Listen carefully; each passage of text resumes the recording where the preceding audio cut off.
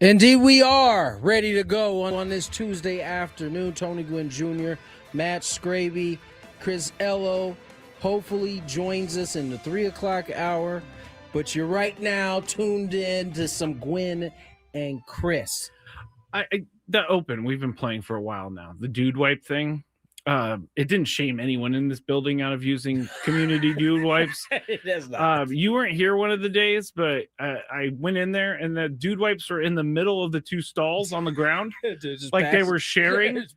But back and forth. I always think Chris goes, "You use something moist."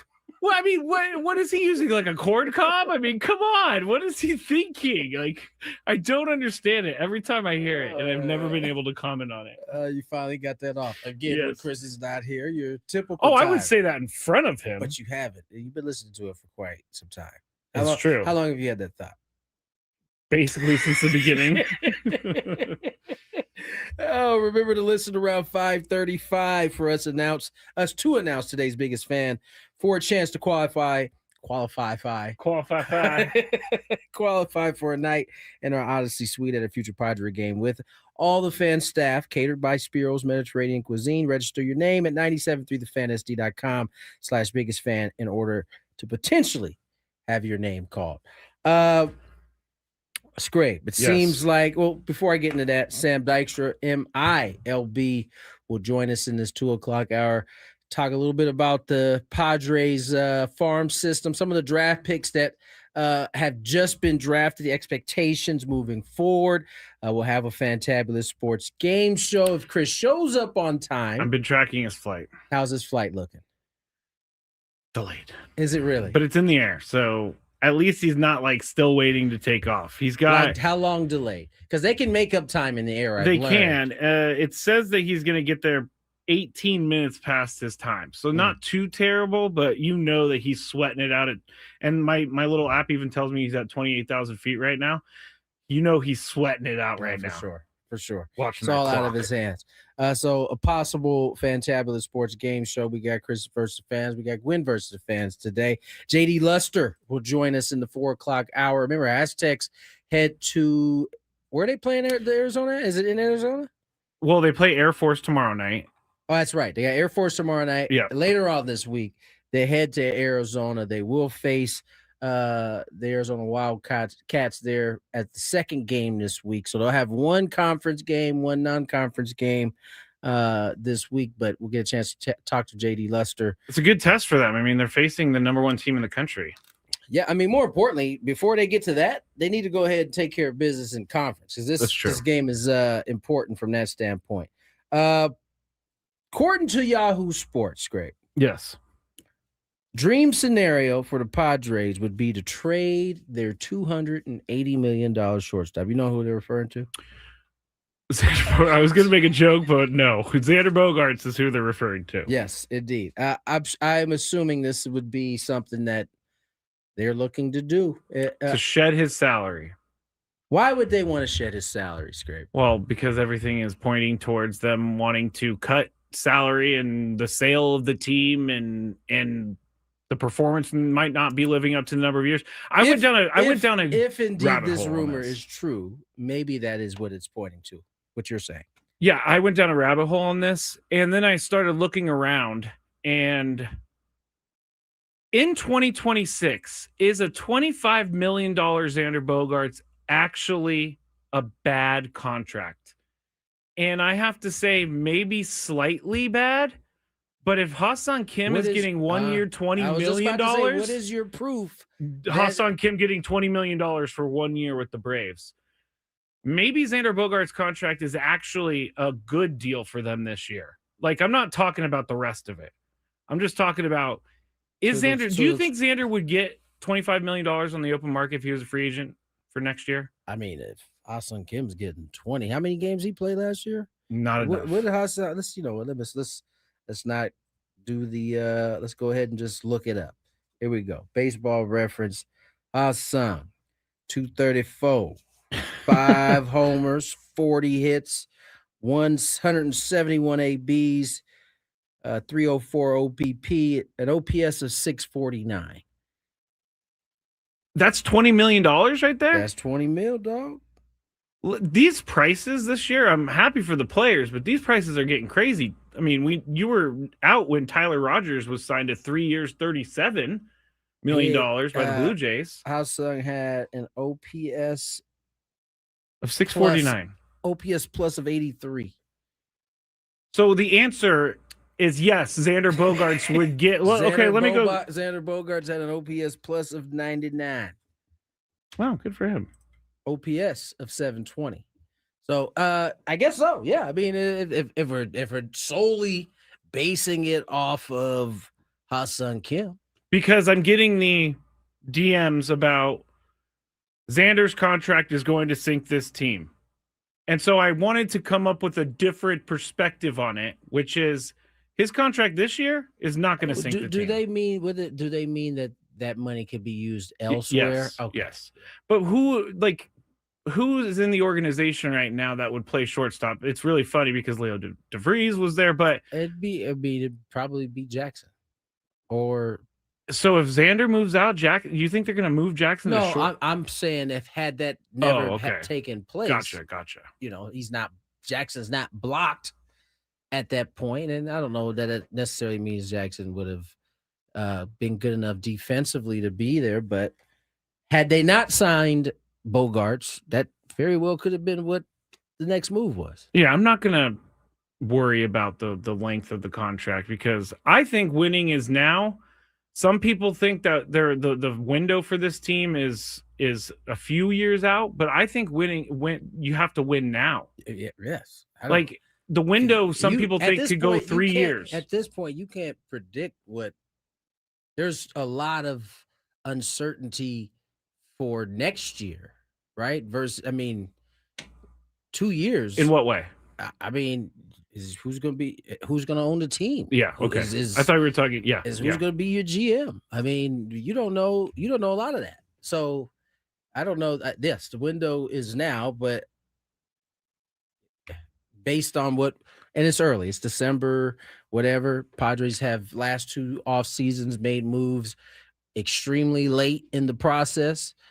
So the off season's not over, but to this point, every rumor that we've heard and how the Padres are operating and the lack thereof of movement would suggest that maybe the sell is something that is going to kind of pause things for a little bit. I also think AJ Preller deals at spring training anyway, so that's why what I just said. They've made deals the last couple of years really late. I mean, even Manning, when he signed, it was spring training had already started. You were already there, right? Yes.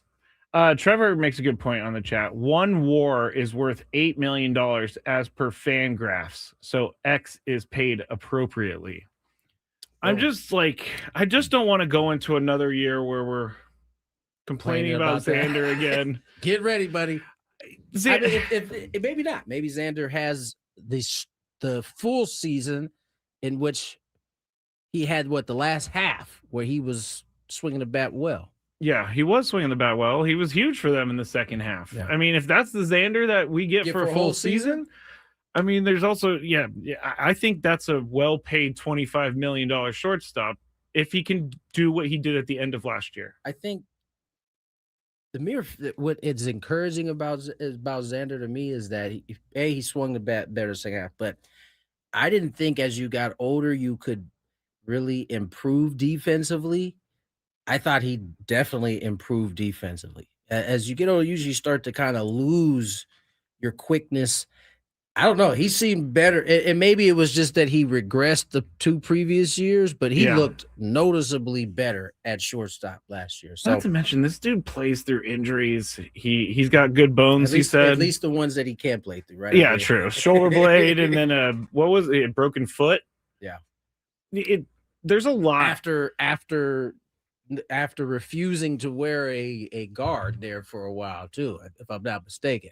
They fouled the ball off of it a couple of times before that. He was like, "No, I'm not wearing it." Were you a guard guy? I didn't like wearing them either. Why? I mean, once beat it up to where I couldn't play, no, I put it on at that point. It's just it feels heavy. It's heavy. It's for somebody who considers himself to be able to run.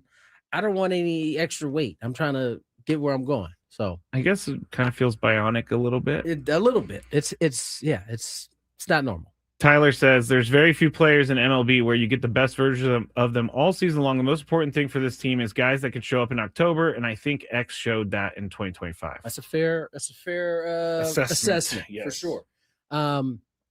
Yeah, I listen. It's for Xander. It is he got his deal. That's going to be the shortstop. If they could move him, they may try to, but again, this is the time is now. You know, you only want to be making moves at this point that you feel like are helping you this year. Yeah, you know? I definitely agree with that. So let's mosey on the break. We got more. We're gonna mosey. We got more of Padre talk on the other side. Ramon Laureano, who I have grown quite fond of. I think everybody has. Yeah, frankly, top Ramon. By the way he plays. Yeah. Razor Ramon. He may very well be on the block. We'll discuss on the other side. More Gwynn and Chris.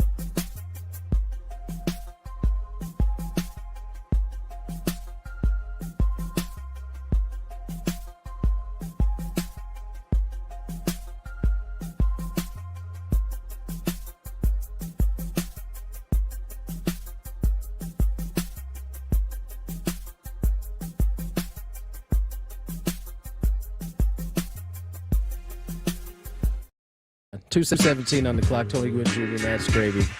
I was having to chastise Skraby here. It's a circus in here sometimes. One of his right up his alley stories. I sent him earlier today, and then so I was asking him, hey, did you read the FIFA story? And he was like, no. And I was like, why not, man? This is like your type of story. FIFA slashes 2026 World Cup ticket price. And he just had this like confused look on his face. And I was like, catch up, man. He did say it just like that. And the face too. Catch up, man. I was like, I've never been scolded like that before by Tony. I was joking, but I deserve it. But I deserve it. Yeah. Because this is up my alley. It is. We'll get to it. We'll get to it in a bit. First, we have to, finish talking about this Padre. Ramon Laureano's name came up in the Athletic article as the Padres and Mets reportedly having conversation. We talked a little bit about it yesterday. I don't know that we actually explored the Laureano part, but such a great acquisition last year. And it's one of the things I think we don't talk about a lot, but it was a big reason I think the Padres were at a disadvantage in that first series. They couldn't break up the three lefties, no matter really how they tried, because they didn't have enough righties that could be in there and give the right matchup. And that was in large part to Laureano exploding his hand right before the playoffs started and missed the playoffs. If there is a curse, I could point to that as a for real. As a contribution. I don't believe in a curse for the record, but it's tough not to. It's tough to deny people when stuff like that happens. When like your best trade acquisition, who's just hitting home runs and getting on base and playing great defense, just ends up breaking his hand right before the playoffs. That's great. That's great. And you know what's funny about it? No one really batted an eye. It was just like this. We were waiting for this. Oh yeah, that's right. And I kept telling people, it's not real. The curse isn't real. And then they're like, "What do you got to say now?" Again, I don't believe in the curse, but you got that one. You got that one, curse people. You got that one. Yeah. Ramon Laureano, though, the thing with him, because I wanted to dive in the other side. I wanted to understand why the Padres would consider shopping these guys. And Ramon Laureano is coming. He's a very friendly team deal at $6.5 million. But this is his last year under that deal. And he's coming off of a career year. He's never had a better year in his career. And I cautioned against Jerks and Profar, saying, don't pay him too much because guys coming off career years sometimes don't live up to it. Blah, blah, blah, blah, blah. Ramon Laureano could probably fetch you. That's right. Some stuff. Selling high is what you're doing. You're right.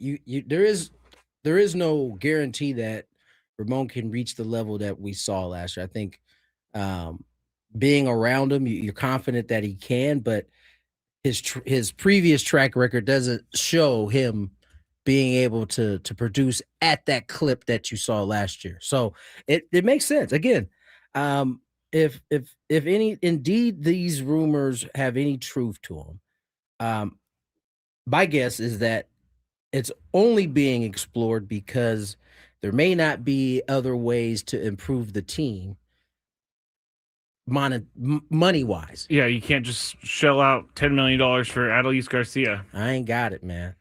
Which is very concerning for me. If you don't got $10 million, I mean, I'm not saying necessarily they should have signed that guy. Adrian Hauser went to the Giants 2 years, $22 million, $11 million a year. That seems affordable to me. But again, AJ does things Tyler Rogers, different. 3 years, 37. Like, we briefly talked about it. That's insane to me and Chris. Wait, hold up. Adrian Hauser gets 2 years, 22. As a starter. Hold up, though. He might be getting an opportunity to start. Okay. He was in and out, kind of a swing man last year out of the bullpen, sometimes a starter. Okay. All right. So he's getting 11. Okay. Tyler Rogers is getting 12 something. And he's pitching in the 8th and 9th inning. Last year his most innings were 8th inning. What did Diaz get? 3 years, $69 million. What did Suarez get? 15 a year, like 345 maybe. I mean, 3 for 50. He ain't a closer, but he's pitching the 8th inning. But Tyler Rogers is worth $12 million a year. His numbers would say so. Yeah, I get it, but Like, Well, you're that only seems, saying that because he throw 80 miles an hour. If he was not throwing 97, you wouldn't be saying that. I might be saying No, that. you wouldn't. A guy who we've consistently seen as a middle of the game guy who had 8th inning appearances last year. You're worth what somebody will give I know, you, sir. I know. Nate on the chat says new market pricing, which is true. I don't get this pricing, though. I'm happy for the players to get more money. Okay. But it makes me sad for the Padres because I realize that things may be out of reach for some of these guys. If those guys are getting $12 million a year for being a reliever, a potential starter, how are the Padres going to fill this team out with any sort of... The Padres, fortunately, right now, the Padres don't need any relief. They got they're settled there. That's true. I'm talking about every other, well, the starting rotation. Right. And that is why you're hearing the names like Mason Miller. You're hearing the names like Morty Home, Laureano, because they can likely fetch you a couple of starters. They can. But and you lose them. But again, that's also why that's also part of it is why I think Laureano's probably less likely, because that's not taking from a strong point of the team, right? Yeah. You need the outfield help. Yeah. Your bullpen's pretty sturdy. It is very sturdy. I like it that way. You may not want to lose a guy like Mason Miller, but if you lost him, you could kind of fill those spots. That's not the case in the outfield. And so, I think that's part of the reason why you're hearing those names. And part of me thinks that if they traded Mason Miller a year after trading the best prospect in Padres history, would be a net zero. Says who?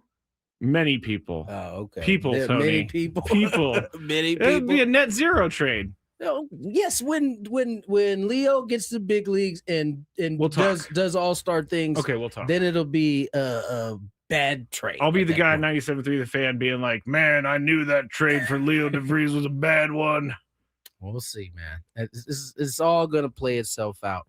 All right, let's talk Monday Night Football. Oh, yes. Pittsburgh Steelers, yes.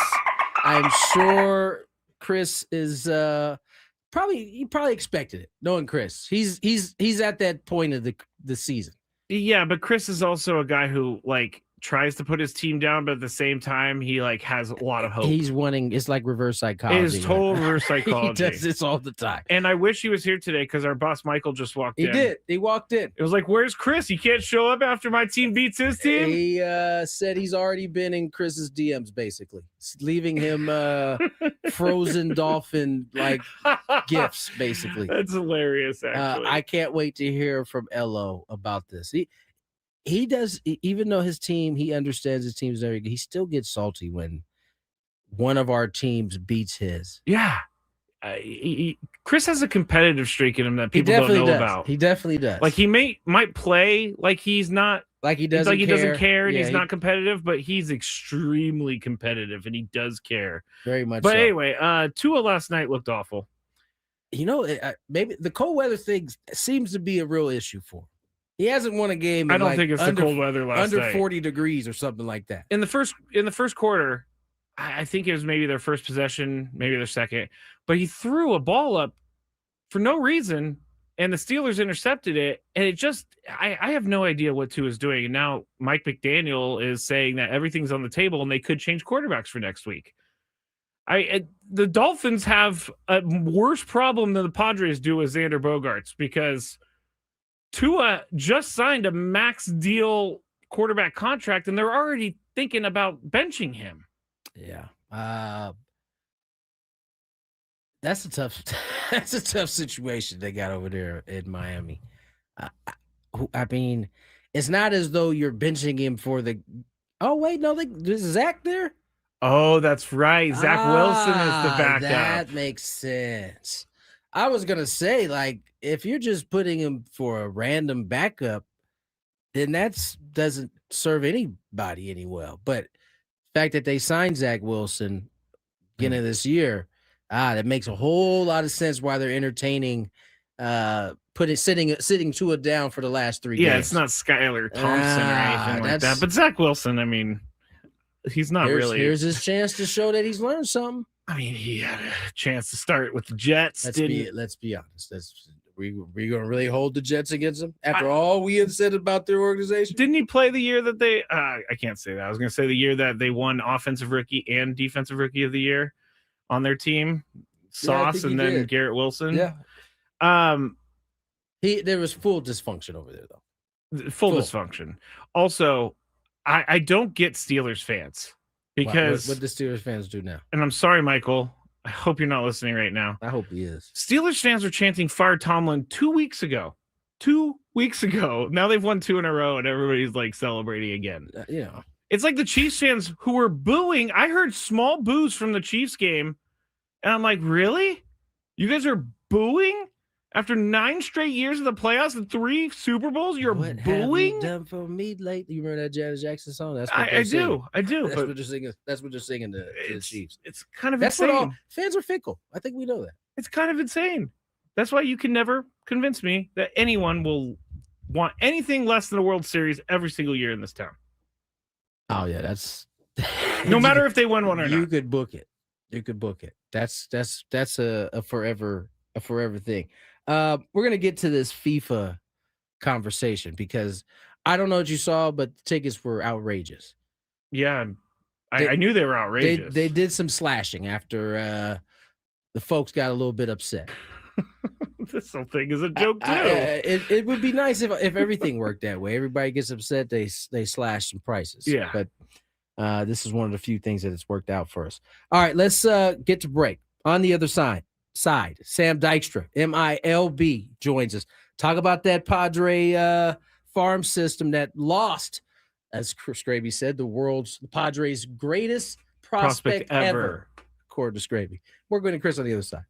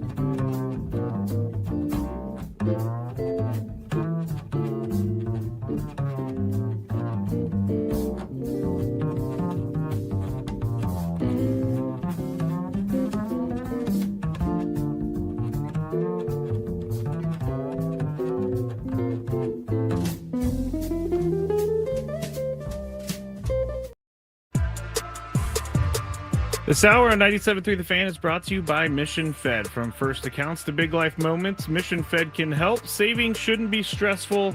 Mission Fed makes it easier with great rates on savings, certificates, and ultra money market accounts. Grow your money the smart way. Check the latest rates and open an account at missionfed.com. Membership and account criteria apply. Matt Skraby, Tony Gwynn Jr., Chris Ello, still making his way to Fresno. I always find the Fresno airport code a little offensive. What is the Fresno airport code? Airport code. FAT. Up, just landed. Hopefully in the room, set up for 3:30. Did you got that on your flight plan? Let me see. Let me see when he landed. But the airport code, Tony, is FAT. That? Yeah. So Fresno. It's the Fresno Yosemite Regional Airport, technically. Yes, it says that it was it landed at 2:33 p.m. So there you go. Anyway, Chris will be on the show hopefully soon. You know who else is going to be on the show this week? Who? Sean Lewis. Yes. He will join us tomorrow, 4:40. 3:40. No, 3:40. Excuse me, 3:40. Get to catch up with him. I mean, Aztecs headed to a bowl game, coming off of a great turnaround this season. Ended up a little bit shorter than what we may have hoped for, but nonetheless, a great season for the Aztecs. So we'll get a chance to talk to Coach Lewis here tomorrow. Looking forward to that one. Also, we'll do our basketball high school prep going into the break. You got the big tournaments coming up. Get a chance to talk to Michael Flicks as well. I don't know if we've discussed this on air, but I actually have had more than a few people ask me about doing a similar type deal with soccer, for high school soccer. And and my challenge to them was, you find someone that is as educated as Michael Flicks, we can make that happen. So we'll see how that ends up rolling out. But certainly looking forward to Sean Lewis tomorrow in our high school prep basketball segment with Michael Flicks as well. Do you think Chris will ask him about his feelings on being left out of the Mountain West Championship game? Oh, knowing Chris, yes, I know. think he will. But, I think he will. I mean, I get the question. I do too. I know what the answer is going to be. It's either we didn't play well enough, or we can't let control out of our own hands. I wonder, did they have any kind of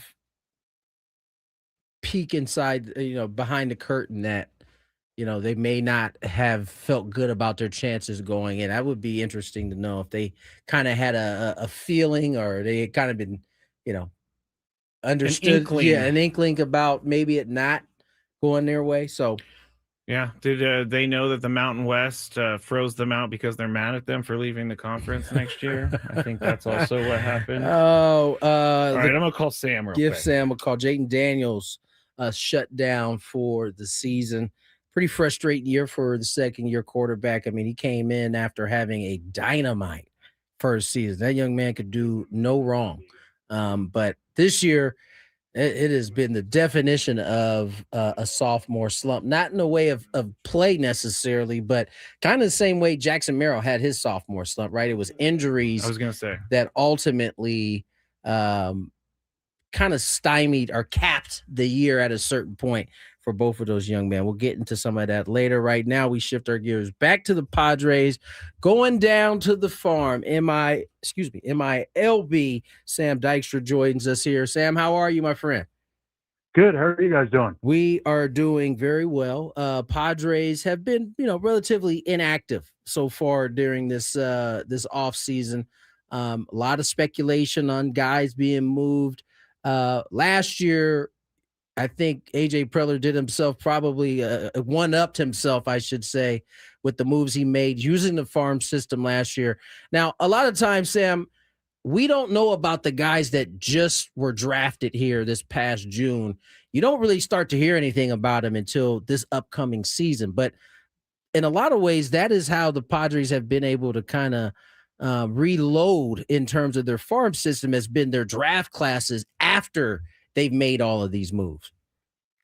Yeah, I always like to think of the Padres farm system as a bit of a conveyor belt, right? Like you take the pieces off the conveyor belt, you think, oh, wait, there's nothing here anymore. And guess what? Something else gets brought up behind it. So every time at the trade deadline, as somebody who does the Padres top 30 for MLB Pipeline, I have a small panic attack because AJ Preller is trading away so many prospects, and I have to backfill the list before we add draft guys.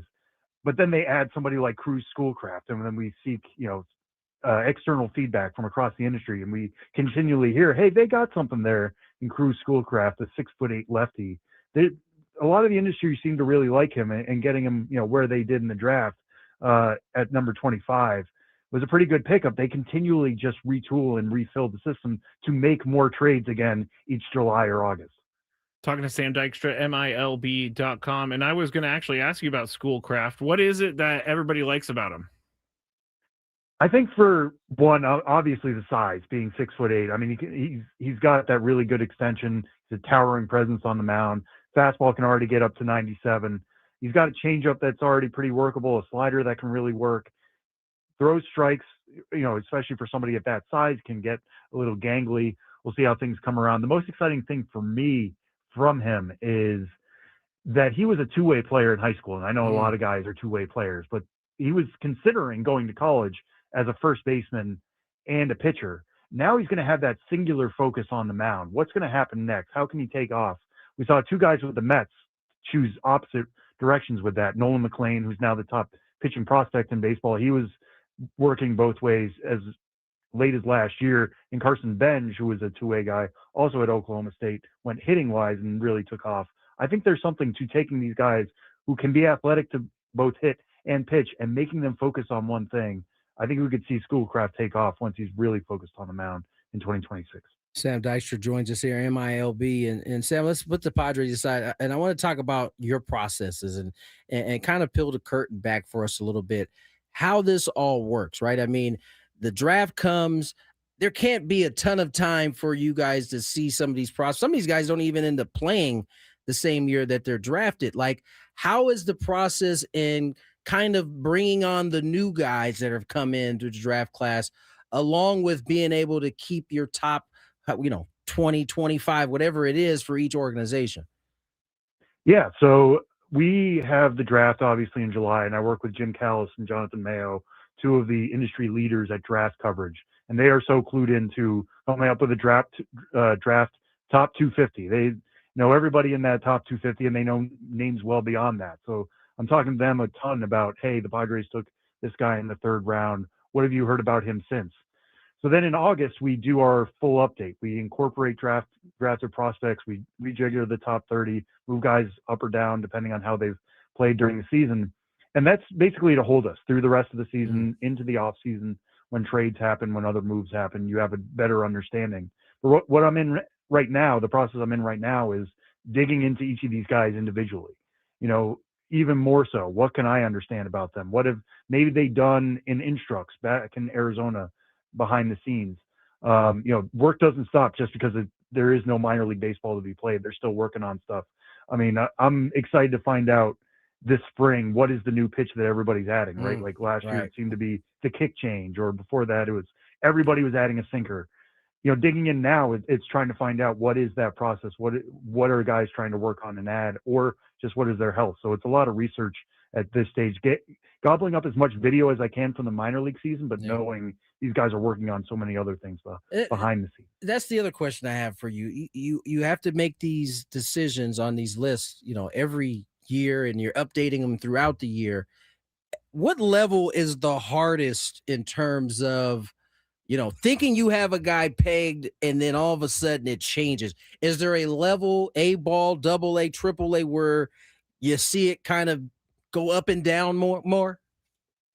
Yeah, that's interesting. I think it's varied throughout the years, right? For a long time, people thought the biggest jump was from high A to double A. Yeah. And that you were starting to see guys at double A who maybe have major league experience. Now, with the difference in the major league ball itself, we're seeing guys' stuff change from double A to triple A. They're having to use the major league ball. Maybe their stuff plays a little differently, especially for the Padres. You go to El Paso, you get shilled there. Trying to balance what a guy's stuff is versus the results can be really difficult for that level. The biggest one for me right now, and this is going to be a little simplistic, but without short season ball, with the jump now going from the Arizona Complex League, there's no, Northwest League, at least in terms of Class A short season, there's no rookie ball away from the complex. I think the jump from the complex to single A in Lake Elsinore is bigger than it's ever been. And we're seeing a lot of guys really stumble out of the gate in that way and get there maybe too early, but there's nowhere else to put them. You're basically going from not even short season, the campsite to a high A ball, basically. Kind of. There's just not that intermediate phase, right. And especially for international players who are just learning what it's like to live stateside, never mind make baseball your job. That's a really steep learning curve. Yeah. And we're seeing some guys really thrive with it, and we're seeing some guys really struggle with it. And trying to adjust how I understand the game to work and how long that learning curve is going to be is an ongoing process. Talking to Sam Dykstra here, MILB.com, getting caught up on the Padres farm system. And the Padres are looking for starting pitching at the major league level. And I'm not going to ask you, hey, which guy is going to be the surprise and make the opening day roster? I want to ask you about Matt Waldron. Do you think that Matt Waldron can – why do you think he didn't make as many starts at the major league level last year as he did the previous year? I think a big thing for that, and Matt Waldron is somebody who's kind of been off my radar for a bit because he's kind of lost prospect status. But I think the knuckleball, on one hand, it's great for unpredictability, right? Like the batter doesn't know where it's going. They're going to swing and miss through it. But also it's tough to bake that into your models, and it's tough to trust a knuckleball these days. You want to know exactly how a pitch is going to act, especially if you're trying to, project how this guy is going to be moving forward. When you have such an unpredictable pitch, some days it's going to be really on, some days it's just going to be a floater and it's going to get banged. And I think when you are a contending club like the Padres, you just don't have, the space to carry something that's going to be so unpredictable. So I think as cool as it is for Matt Waldron, and I think he's more internet famous because of the MLB The Show, and everybody loves throwing it and screwing with their friends. I just think it's really difficult to make the knuckleball work in 2025 and moving forward into 2026. Yeah, no doubt. Sam Dykstra, MILB, joins us here. And Sam, last one from me. A lot of conversation around the Padres and Mets. You're hearing a lot about some of these relievers. One of the young relievers that we got to see at the end of the season, and I'm sure you saw a lot of, was Bradley Rodriguez. Is he a guy that can fit as a back-end arm? I mean, especially if the Padres end up moving one of their plentiful bullpen arms, can he be a guy that fits into that mold? Yeah, absolutely. I mean, we have him right now at number 6 in the Padres system, and I normally don't like doing that for pure relievers, and that's what Bradley Rodriguez is, at least at this stage. Yeah. But the stuff really, really plays. I'm a big fan of the changeup.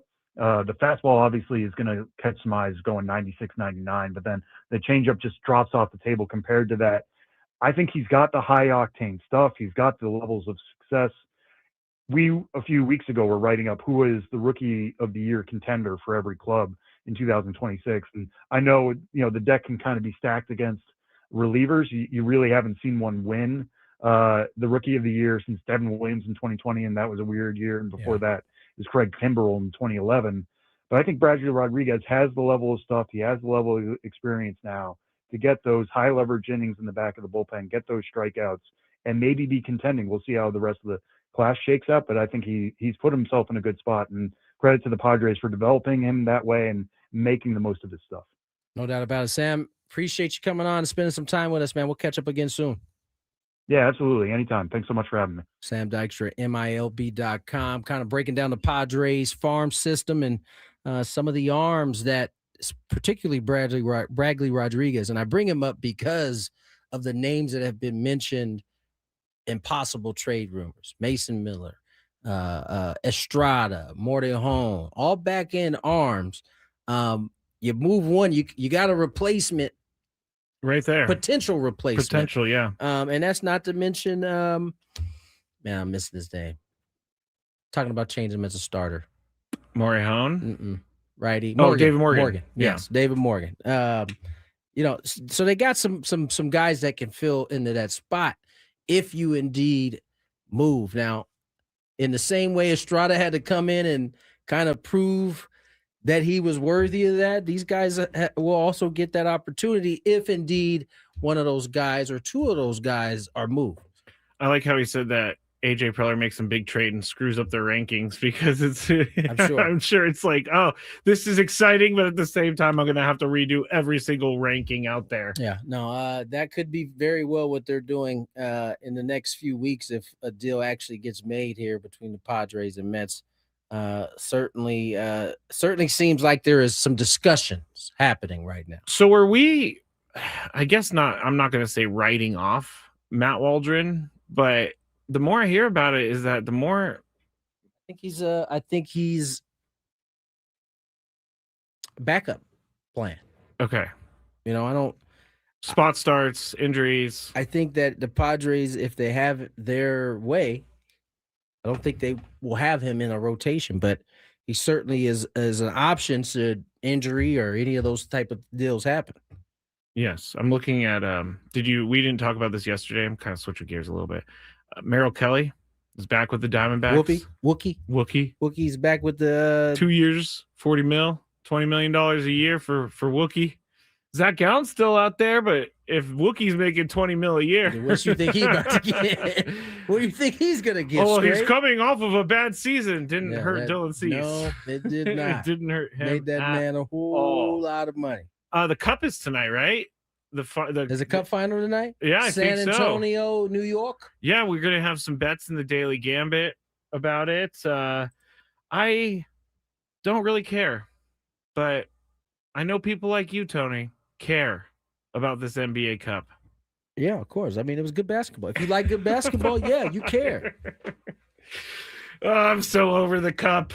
You're over basketball. You don't like basketball. I do like basketball. You don't. You're a Fugazi basketball fan. I'm a Fugazi basketball fan. Isn't it funny that I dislike college football, love pro football, dislike pro basketball, love college basketball? I don't think you love college basketball. I like the Aztecs and my USF Dons. Because we make you like the Aztecs. That's not true. If we weren't talking Aztec basketball, you wouldn't say a peep. I would too. It's great. I did a podcast for the Aztecs. I'm gonna send you that gift that you sent on the chat the other day. No, that. Yeah, like I believe you, okay, buddy. I did a podcast. God, we had him on the show. What was his name? He used to play for the Aztecs. Wait, in basketball? Yeah, way back when. Robert something. I don't know why I'm blanking on his name right now, but I do care about the Aztecs more than you know. My uncle went there. You can't even remember whoever it was name you're talking about. You don't care about that much. Well, you can't remember names ever. I don't know who you're talking about. I don't know either. But I'm just trying to prove. You're not helping your case. I also did a podcast with a guy when we first started here about Aztecs football. So I am an Aztec supporter, Tony. Nate wants to know, are you claiming I'm a windsock, which is Braden's term for go with the flow? You are. I'm not a windsock. Yes, you are. I'm not Skraby a the windsock. I'm not a windsock. Was it Randy Holcomb? That's who it was. Randy Robert. Holcomb. I was like, hey, I can't think of Robert. That's the only reason why I got there eventually. Yes, I did a podcast with Randy Holcomb. He was a great dude. He is a good dude. Yeah, he's not. Didn't die. No, I no. know of, unless you killed him. Are you going to the? No, I didn't. Okay. Are you going to the game tomorrow night? You've been going to some of these games. The hoop game? Yeah. Against Air Force? Night? No, not going. No. All right. Got any plans for the break? I'm just trying to get us to 54-15, Tony. Yes, my sister and her, my nephews and niece are coming down. Oh, awesome! Our family are coming down, so we don't get a chance to do the whole Gwynn thing like we used to. So this will be fun. That's fun. Probably check some of these high school games out. May go to watch the San Diego Clippers. Oh, at some point. Have you been up to Front Wave yet? I have. Is it nice? Yes, very nice. I haven't been there yet. Pretty sweet, I must say. All right, Skraby got us there. On to the 3 o'clock hour. Got a little Daily Gambit coming your way. More Gwynn and Chris.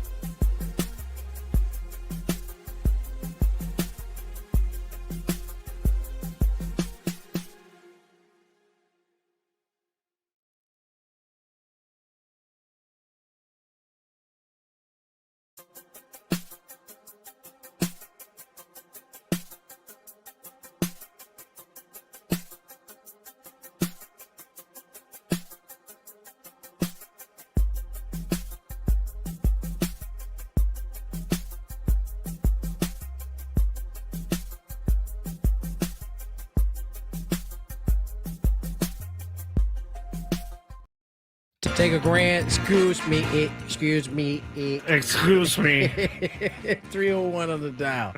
Tony Gwynn Jr., Matt Skraby, Chris Ello will join us in possibly 29 minutes. That's what he said. We'll see if he actually can pull it off. Flight got in.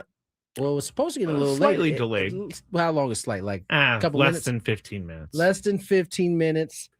Delayed, but delayed nonetheless. And the 3:30 timeline was if it was perfecto. Mm-hmm. It's not perfecto. So we're thinking 3:45-ish, maybe 4-ish, probably. I'm hoping 3:30 because we got this fantabulous, Tony. Sports game show. All right, It'll be our last of the year. You're excited, it sounds like. I heard excitement in your voice as you said that. Because I woke up this morning, I'm like, it's fantabulous day. I looked at myself in the mirror and I said, you're going to go out with a win this year. Or is it just that you know this is the last one for like 2 weeks? That's what it really is. Weeks Yeah. or something like that. I also have Skraby Show announcement. And want to get to it? right now, Skraby Show, my last Canceled. one. No, whoa. I'm joking. My last one of the year is tonight. And because I'm being honored tomorrow for my 9-year sobriety anniversary at my rehab. So how does this How does that honoring work? happen? Can anybody go? No.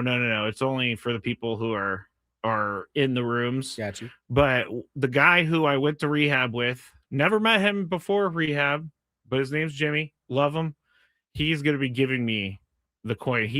We always joke because he's like 20 days ahead of me because I relapsed in rehab and he actually tried in rehab. Wait. You got to rehab and you had a drink?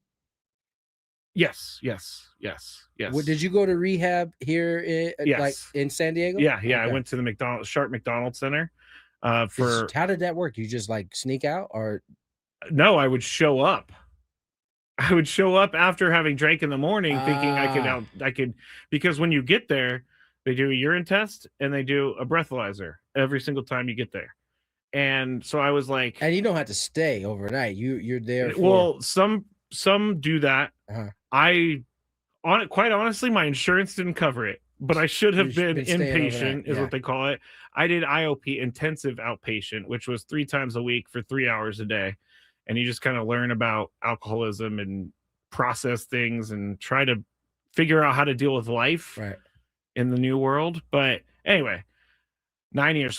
So I can't do a Skraby Show for that. And then Friday, holiday party for Odyssey. So last one of the year tonight. Enjoy it, ladies and gentlemen.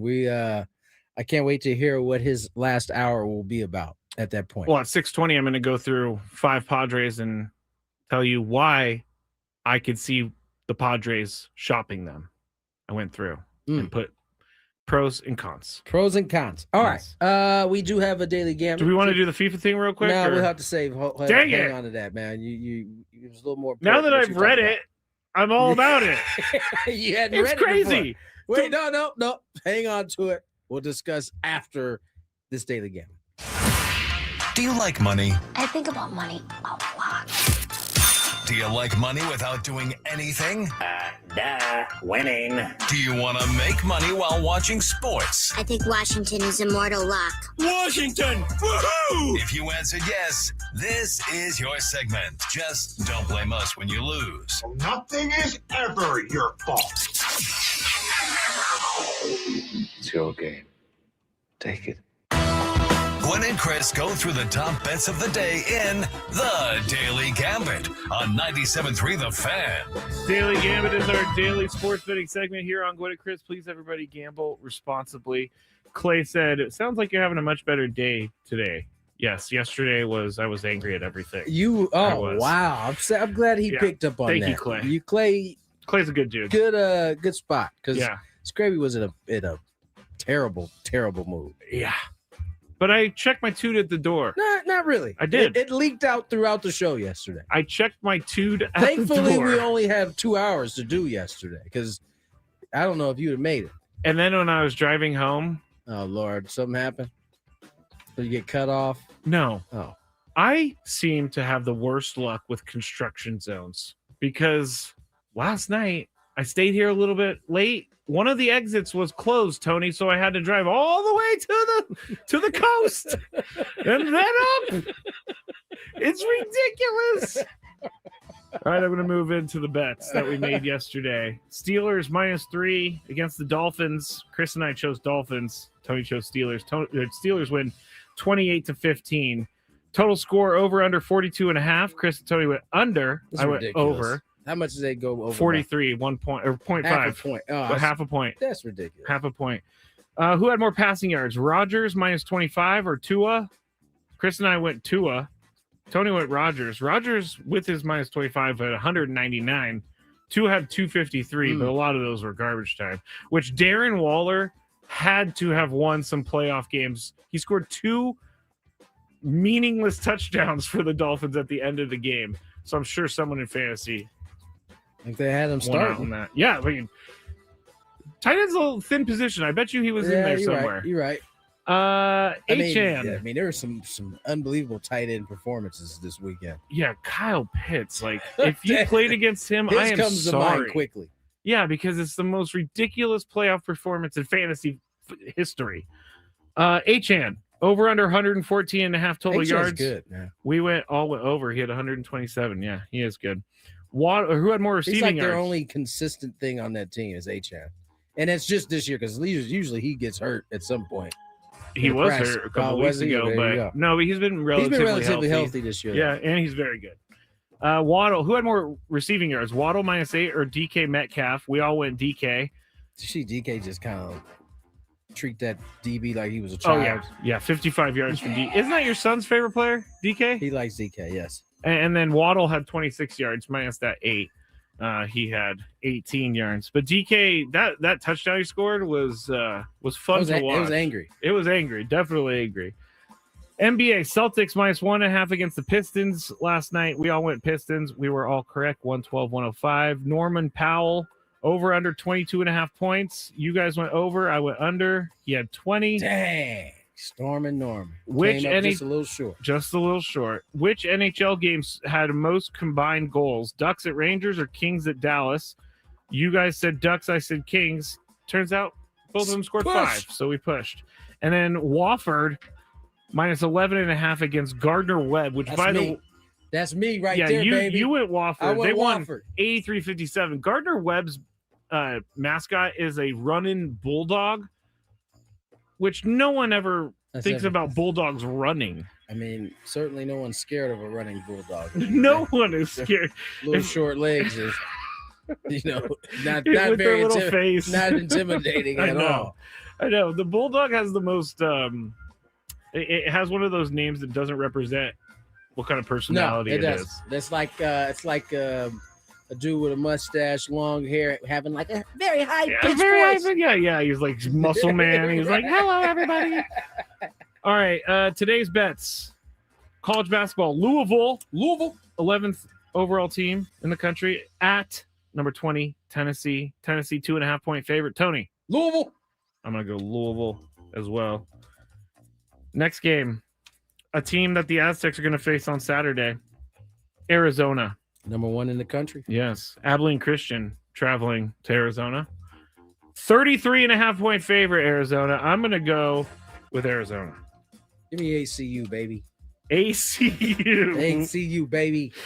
All right. The next one. We have a bowl game tonight. It's not Maction. I don't know what it is, but I tried to come up with something it's clever. Not Maction. I don't know what it is. Salute to the Veterans Bowl, or Salute to Veterans Bowl. Troy at Jacksonville State. Total score over under 49.5. Tony. I don't want to say under. You want to say under? I'm going to go over. No, over. I'm going over. I'm going to go over because Troy seems to just score anything in basketball, football. We bet on the football. Did you guys? Maybe you were here. Yeah, we were betting on the football. Another bowl game, Cure Bowl. That will be tomorrow before our show starts. So -3, South Florida, Old Dominion. I'm going to go South Florida. Tony. Old Dominion. Sounds like a deodorant. Spurs at the Knicks. Knicks minus 2.5. Cup night. I am going with the Knicks. Tony. I'm going Spurs. Spurs. Spurs are tough right now. They beat on my Lakers, didn't they? Beat on OKC. Playing good. That's a good point. I'm still going Knicks. Good. Combined. Over. What? It's Wemby and Jalen Brunson combined over under. No, I'm going under. 53.5 points. I'm going under. I'm going to go over. Wemby's supposed to be on a minutes restriction, so I'm going under. Yeah, he's back. He just came back on Saturday. OKC game, yeah. Yeah. Well, he's very tall. That's all I got on Wemby. All right. It's my scouting report on Let's Wemby. get to break. On the other side, jump into some NFL. And there is a case to be made that maybe they shouldn't be entertaining 18 games. Oh, shocker. Yeah, we'll talk about it on the other side. Here's some traffic. More Gwynn Chris. From the 8-5.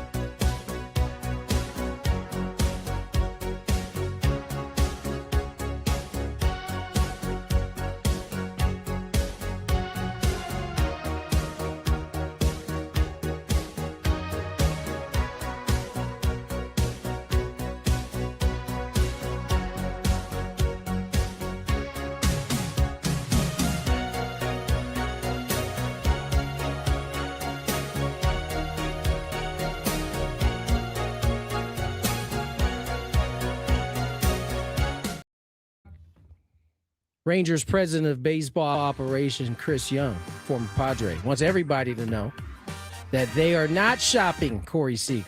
We want Corey Seager. It says perhaps people thought because they traded Marcus that Corey Seager was now available, the tall righty. Yes. Wants everybody to know that is not the case. Maybe he was inspired Stop calling. Maybe he was inspired by AJ Preller coming out and saying Fernando is untouchable. Yeah, it'd be silly to trade Corey Seager. When he's healthy, dude, ain't too many better swinging the bat. Problem is, well, it's just the last couple years.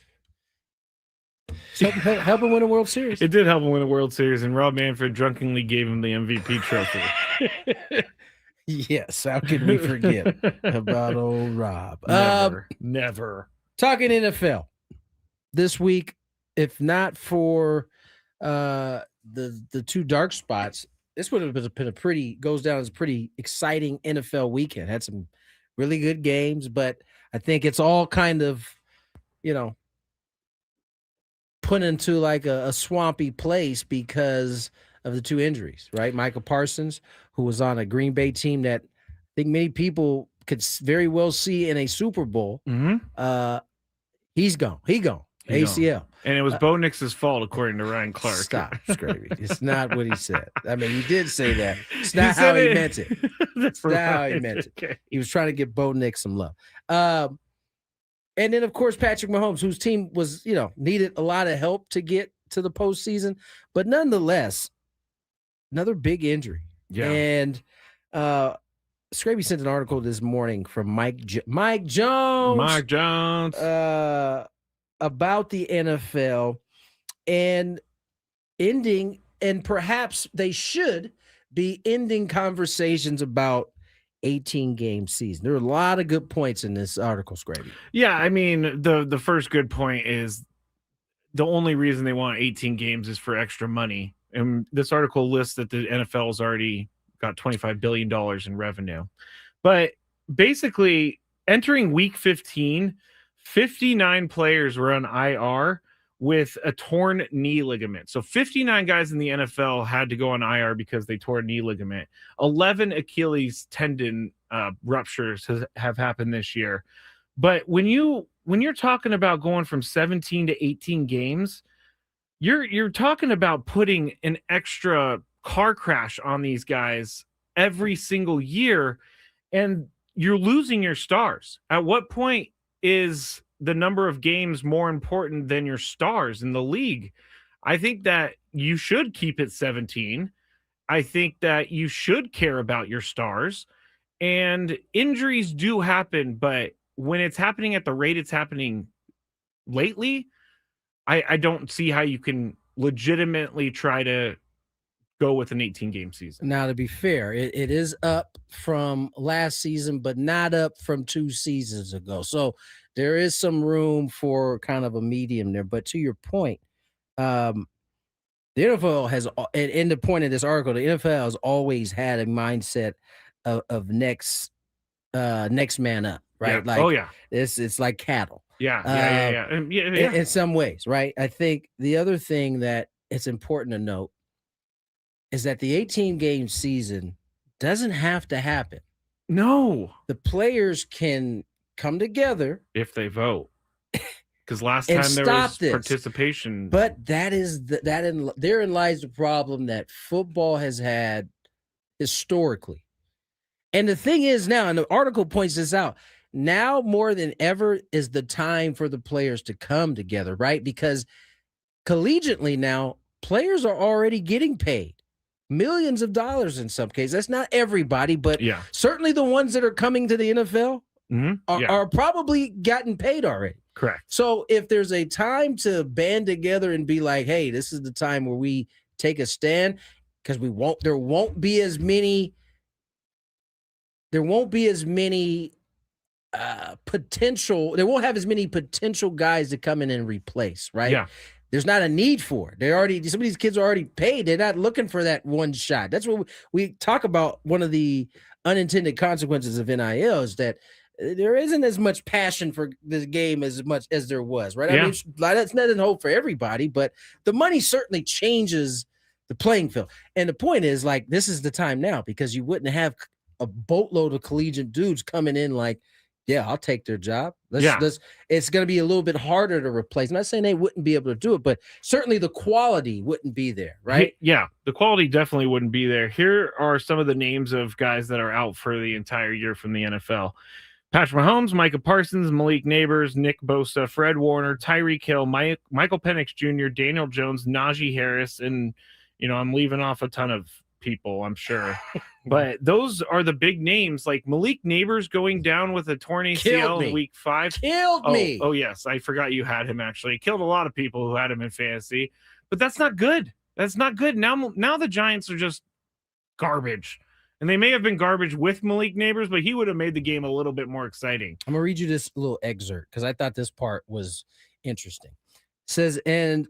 And so owners will again have the upper hand. This is right after I was talking about the point about the players needing to come together and why this is the best time to do it. But as we kind of highlighted in the previous collective bargaining agreement, you didn't even have everybody show up to sign the actual deal. So it went through based on however many votes they did actually get. Yeah.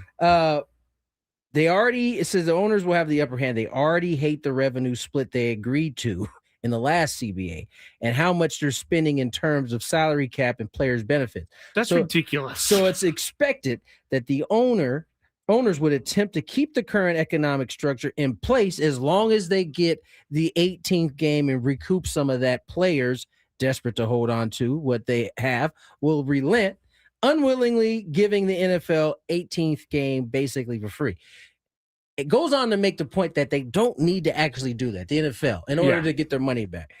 The NFL doesn't need an 18th game to grow the pie.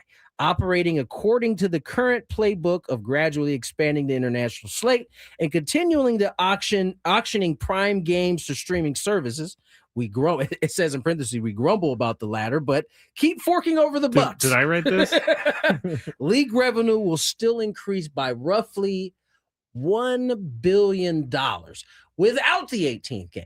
Yeah. So there is a way to do this if they cared about trying to keep their product upright as much as this article is saying. Well, they're also saying now they're investing in they're trying to find a surface that they can play on. It's trying to combat the MetLife turf is terrible. You can do both. You can do both. You can do that as well, but also try to keep the best product on the field as long as possible. And if that means not having an extra 67 car crashes to add another game, I think it's in your benefit. I mean, when who are the Chiefs playing on Christmas Day? Oh, Chiefs and Broncos. So originally it was Bo Nix versus Patrick Mahomes, and now it's Bo Nix versus Gardner Minshew. Even with the Chiefs being eliminated from the playoffs, I would have watched that game because of Patrick Mahomes. Compelling game. It would have been, and I just don't understand how much money these guys actually need. What are they doing with all this money? Listen, how many businesses would kill to have a $1 billion without even trying revenue? Without even trying? Are you kidding? Just keeping status quo gives you $1 billion a year. And I think a 18-game schedule waters down the importance of games. Dilutes it. I'm not gonna lie. Even at 17 now, it's getting it close. Feels like it feels like it's too long now to me. I agree with you. I thought 16 was perfect. I understand 17. 18's ridiculous. And will I stop watching the NFL to go to 18? No, you won't. No, you won't. Likely, it would be something because of their greed before a number of games. You ain't gonna stop watching Chris. Which is what the Chris, NFL is. You almost called me Chris, and I mean, I Chris did not almost call you Chris. Oh, sorry, I heard that wrong. Yeah, you did. Patrick Mahomes, by the way, has a knee injury much worse than people thought. ACL and LCL. LCL's not that big. Adam Schefter is already praising his ability to come back and be a great healer because he said, I've never seen anyone tear their ACL on a Sunday and get surgery on a Monday. This guy is something else. You're making that up. No, I'm not. Yes, you are. No, okay, hold on. Stop real quick because I will go play the sound. No, I'll go get Adam Schefter's tweet that he sent about it. He said the typical timeline. Oh gosh, and now it's all loading and stuff. Usually I'm not a doctor, but usually when players tear their ACL, they wait a couple weeks, wait for the swelling to go down, then they have surgery. Again, I'd be curious to hear more about this, and I'm going to make calls, but it's amazing to me that he did it right away. Stop it. It's amazing. He had surgery on Monday, December 15th, 9 months from December 15th to September 15th. The season started. He's just already hyping his return. It's best to get the surgery of that injury as soon as possible. But what about swelling? Isn't he so cool? I know I'm being a little ridiculous right A now. lot of times the swelling is so that you can get the imaging so they can see something, but they already knew it was probably torn anyway. Yeah, they pretty much announced that before the game was over. All right, let's get to break. What we got on this side, Skraby? Fantabulous. If Chris is there, we'll see. We'll see. I mean, it's in 30 seconds. He was supposed to have been in place, so I will text. I will. I'll be like, "Where are you?" Yeah, said just landed. Hopefully in the room. Set up at 3:30. He gave us the smiling emoji with the blushy face as favorite. His favorite for sure. At least he's using other emojis now. He finally got. The other day he used a basketball emoji. I was like, you know what, Chris? Good job. Good job. Let's get to break. More Gwynn and Chris on the other side. Ben and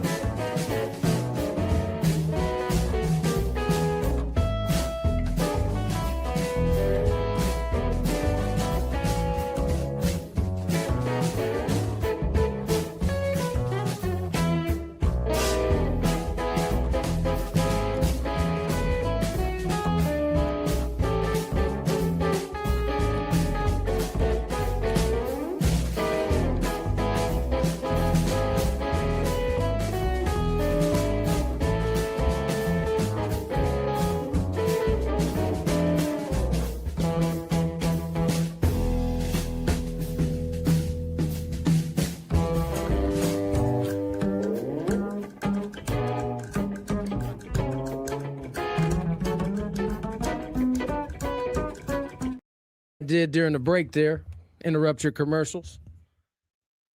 Turn my mic on to speak to Chris Ello and realize that I was speaking to everyone out there. Oh, So I immediately turned it off. it was so funny. I thought I was being so cool, turning the mic on to talk to Chris too. Because you can actually, in our studio, you can talk to someone that's outside of the studio without having to turn on the microphone. But yeah, Tony was, brain cramp real quick. Definitely. It was, I quickly snapped out of it. Yeah. Before I could finish the second word out of my mouth. Yes. So what if you would have? Oh, hi, Chris. What if you would have said what you usually? Yes, hi guys. What if he would have said what he usually says when I come on the air, like, "Where the hell you been, Ello?" Something, something like that. No, I'm glad that would have been embarrassing. Yeah, no, it definitely would have been. Chris Ello is here. In case you guys didn't know, he has joined us from the hotel room. We are going to get this fantabulous sports game show in. Chris, how was your travel, man? Good day. I thought we were running a little late. Skraby knows more than I do because, as you guys know, maybe out there, we've talked about this in the past. He's a stalker, and he actually monitors the flight.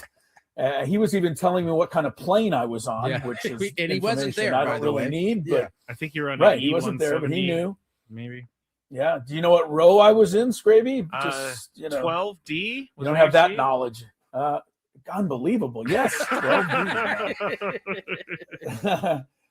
But no, I thought they were like a half hour late getting us loaded on the plane. And then once we got on there, they had to load some extra luggage, and that took an extra half hour.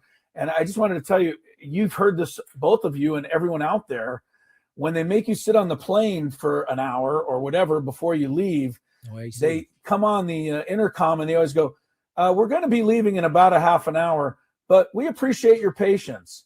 Well, guess what? I'm not being patient, so don't appreciate my patience. I wasn't being patient at all. I was like, "Let's go." I think it's more of a preeminent strike. Strike. Yeah, right. Yeah. They're definitely disarming you before you can be. Yeah, they're disarming you before you can get armed. You know, were you patient over here? So you were on the plane, pushed away from the gate, or were you still at the gate? No, we were at the gate. I think what happened was with the team and a smaller plane, Skraby, which you again could tell everybody is like 25 rows and 3 seats across. So it's a small plane, or 4 seats across. Most of us had to check our regular bag at the gate. So then they had to take all those down and load them on the plane. Yeah, my dad liked to call those planes puddle jumpers. Yeah, that's what they're called, puddle jumpers. Yeah, a lot of people do, yeah. But this isn't a puddle jumper. This is a legit jet. Yeah. Okay. Embraer 175. Come on. Jumper. Oh, okay. Yeah, but they took way too long to load our bags. But you got there on time. Patient at all. You got there on time to do this. I got here on time. Yeah. That's right. So it's all good with a happy ending. That's right. Okay. Let's check some traffic. Do we have traffic? Yes, we do. Let's check traffic and get into this fantabulous sports game show. From the 855 Get Ross Traffic Center, protecting San Diego after accidents or injury. This traffic report is brought to you by the California Office of Traffic Safety and Caltrans. Watch out, you got a big multi-vehicle accident on the westbound side of the 52 at the 805. 3 right lanes are blocked. It is jammed.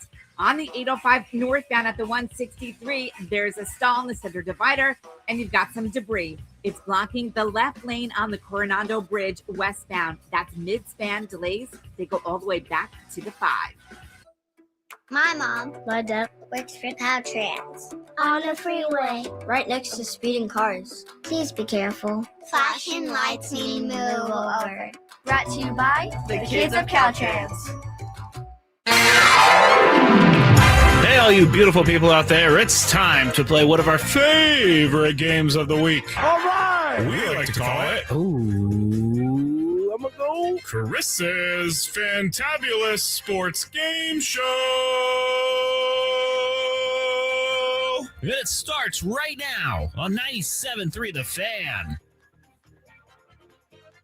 You know, the more I hear that, Skraby, I think you actually missed your calling. You should have been one of those game show announcers off the side of the stage. Right now. Actually, quite Oh, good I at would have loved to be Rod Roddy from Price is Right. Rod Roddy. Come on down. Would have had to wear. Remember, I don't know if they showed Rod Roddy once in a while and had the most garish sports coats. Oh of all my time. gosh! You know what I just thought Remember of, Chris? those? Chris, you know who I saw? What? I saw when I took my son to Survivor Series WWE. You know, I saw one of your favorites there. I could not believe it. Joe Tessitore. Oh, did you tell him Showtime! and, how much we? Did you tell him how much we appreciate his work on this show? No, I didn't get a chance to tell him, but I certainly Didn't get a chance to Joe tell him. Tessitore was there? I certainly thought to Was he myself, there as a fan? man, it seems like a little bit of a fall that I'm listening to you host WWE. Oh, he was hosting. Yes. He was one of the main broadcasters for it. I don't think that's a He fall. also, You don't think it's if a he's fall? is I he think calling it's WrestleMania or is he calling He was it calling Survivor Series. on pay-per-view? Yeah, I think so. I think that's a. You don't think that's? I'll be think honest that's a with you. If good I was move. if I was stand corrected then. WWE, he's about the first person I'd call because he's over the top on everything he announces. So Maybe this that is was perfect. maybe that was the idea. He behind it. actually is kind of perfect for that. And I mean, Yeah. being the play-by-play guy, Jim Ross was that guy for a long time. And but my point is, you don't talk about like Jim Ross in the same way you talk about like. depends on who you're talking to. I guess so. Howard Cosell. There's lots of money in like Howard there's lots of Cosell money in or- professional wrestling. Or my man Joe. Joe, But- I like Gorilla Monsoon yeah. was the Gorilla one of the great Monsoon. play-by-play guys. That's You remember him? Of course. Did the play-by-play back in the Iron Sheik days. I mean, Come on. I wish JR was still able Gorilla to was do on it. WWE because he would be like, my God, the humanity. The dead man came back from the dead. I loved his calls. They're amazing. I wonder. That was amazing. Oh my I That didn't was know I pretty had good, JR Fred. in me, actually. I didn't know it. My God, the humanity. Don't do it. Don't do it. Oh! Oh my God. All right, we need to get to the Pretty game. good. No, I don't think so. I think we should do this for the next 20 minutes. That was That's pretty amazing. good. I didn't know I had JR impression in me. Oh But now my I do. gosh. All right, sorry, Yeah. Chris. We had, was that's amazing. fine. Growing up in LA, growing up in Los Angeles, we had a guy named Dick Lane. He was legendary, did the wrestling and also the roller derby. And, I think Dick was in on everything that happened, but I couldn't have had a childhood without his roller derby. That's play-by-play another one coverage. That was awesome. Roller derby, yeah. Dick Lane, man. Oh, look out. John Tolis going with the salt in the eyes. All kinds of great stuff. Salt in Freddie the Blassie eyes. can't see anything. Oh, Freddie that's Blassie hilarious. is blind up there. That's Yeah, so it was funny. Dick Lane. All right. Salt in the eyes. Don't ever try it at home. Can we? All right, here we go into the Fantabulous Sports Game Show. 15 correct answers today, guys. Simple category. Won't take a whole lot of explanation. I think it'll be, challenging because I don't think all these answers will jump out at you. Some of them will. 3 strikes and you're out. But if somebody gets 8 correct, they will win today. You can play alongside out there as the guys try to guess the 15 correct answers. Skraby, I'm assuming you'll want to go first. In this category today, there are 15 NFL players who currently have 10 or more touchdowns, have scored 10 or more touchdowns. Your job is to name the 15 players who have scored 10 or more touchdowns. So, that's not going to include passing for a touchdown. You actually have to score the touchdown. So 15 guys have done it. And away we go. Scrape, you want to, unless you want to pass, Scrape. No. I'll just go for it. It's your I'll just option. go for it. All right. Oh, Give me a guy someone with wants me 10 to or more read. touchdowns. Now this is the thing. Someone wants me to read. By God, that man had a family.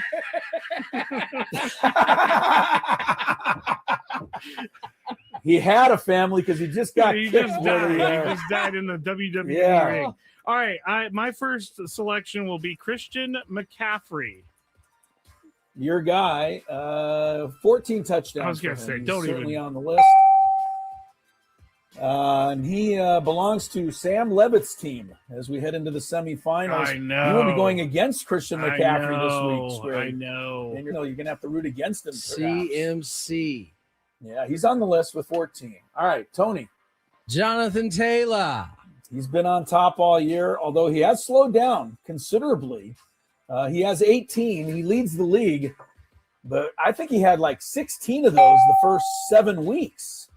So he slowed down. I hope he stays slowed down. I'm going against him this week as he is on Braden's team in the other semifinal. Skraby, you're up. I'm going to go with my guy, Jahmyr Gibbs. Jahmyr Gibbs. He is your guy. He is second on the list with 16 touchdowns, and he is the man who will lead Skraby's club into battle this weekend in the semifinal. Tony, 2-1.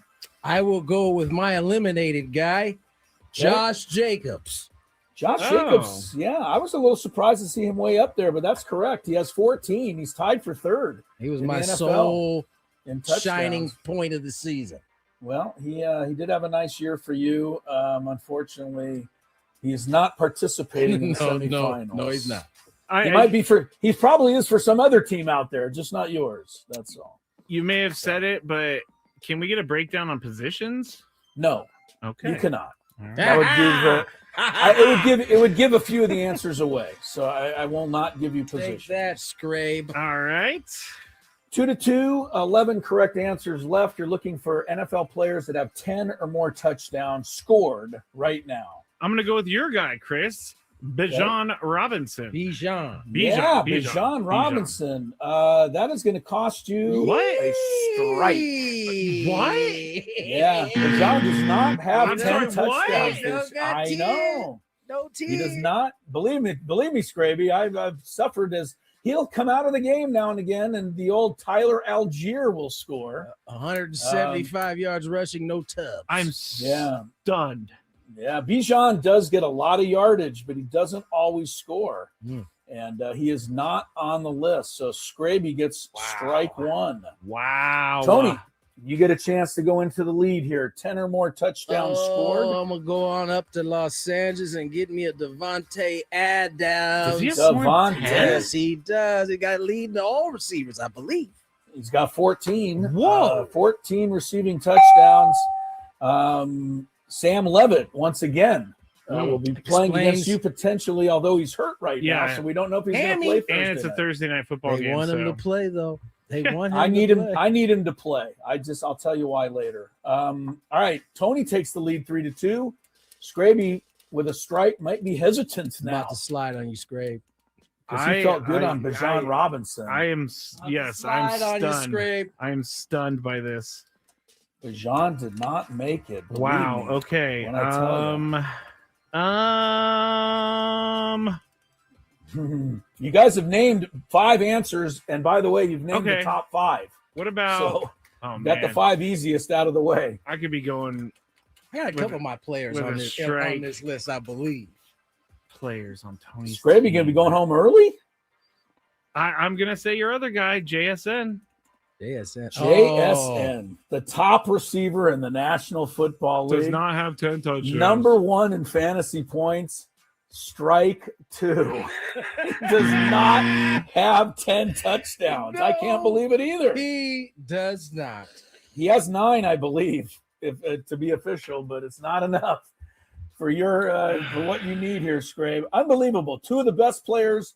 You would never take them out of a lineup, but neither of them has 10 touchdowns.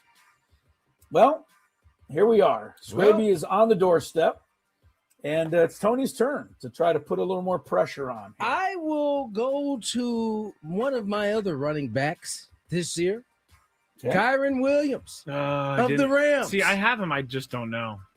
Kyren Williams is 6th with 13 touchdowns. You should know your own guy, Skraby. And that gives Tony a 4-2 lead.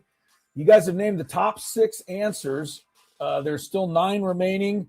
And Skraby, you must come up with one of those 9, or we will have some time to fill because the game will be over. Sorry, I just fell asleep for a second. You did what? I fell asleep because he fell asleep because he's getting his face whooped. Yeah, that's. I do not want to be the bearer of bad news if he gets this wrong. I really don't. Oh, I'm probably going to get it wrong. I slick one. I'm all up in my head. 10 touchdowns is harder than you think it is. Give me a second. You got a second. You're on the doorstep. You need to act carefully here. Tick, tick, tick, tick, tick. Tony loves this. He loves rubbing it in. I don't even have anyone. You don't even have a guess? Let's go with. I mean, this is a dumb guess. No, I can't go with that guess. I'm sorry. I know I'm stalling right now, big time. Well, you're keeping the game alive. That's about all you're doing. All right. 10 touchdowns by an NFL player. There are 9 correct answers remaining. Okay, I'm gonna go with. Skraby needs one. Cortland Sutton. Gordon Sutton. What? I don't know. That's the best you could come up with? I was gonna say Cortland Sutton.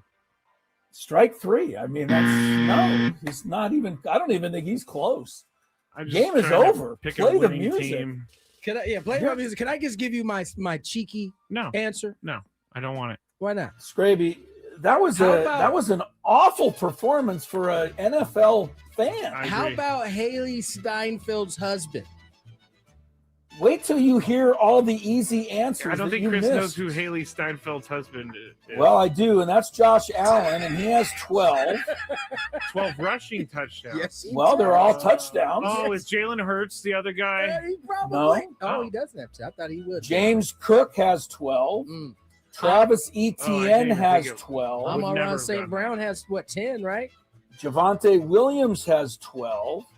Devon Achane has 11. Amon-Ra St. Brown has 11.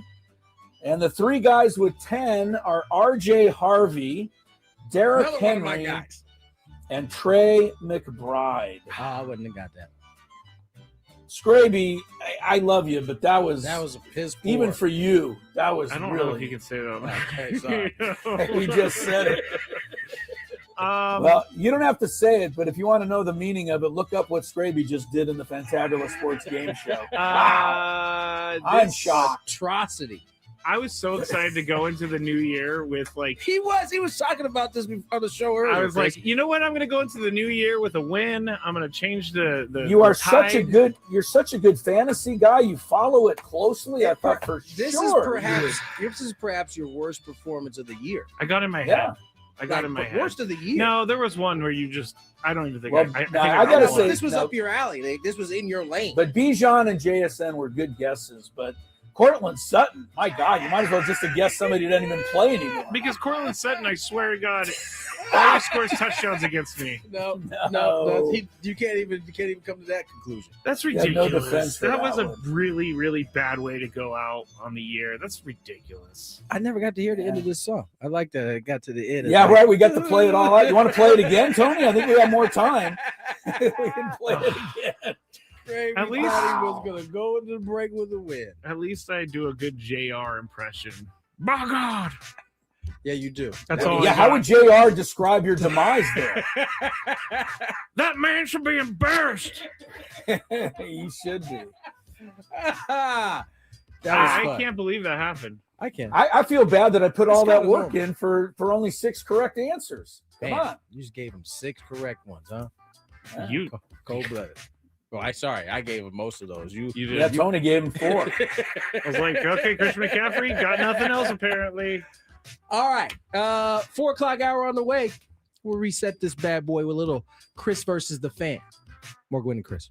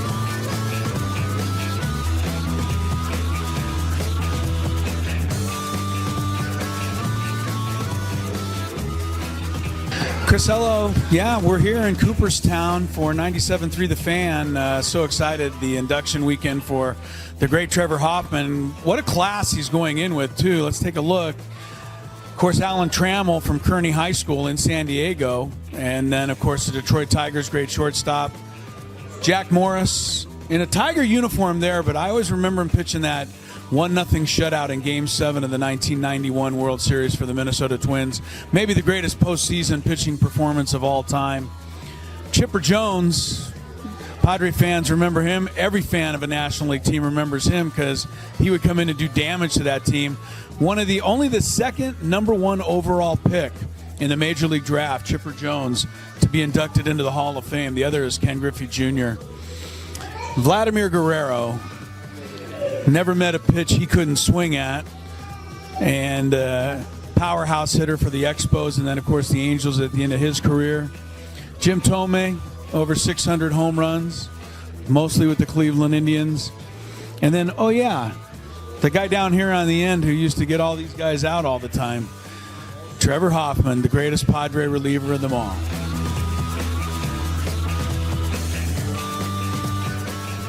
Two of the greatest outfielders in the history of baseball. Of course, you've got Babe Ruth right here. Ted Williams right over there. I was wondering who the third outfielder would be. And then, of course, it hit me. Tony would be upset if I didn't say that the third outfielder, who will someday probably be displayed right here between these two guys, is obviously Mike Trout.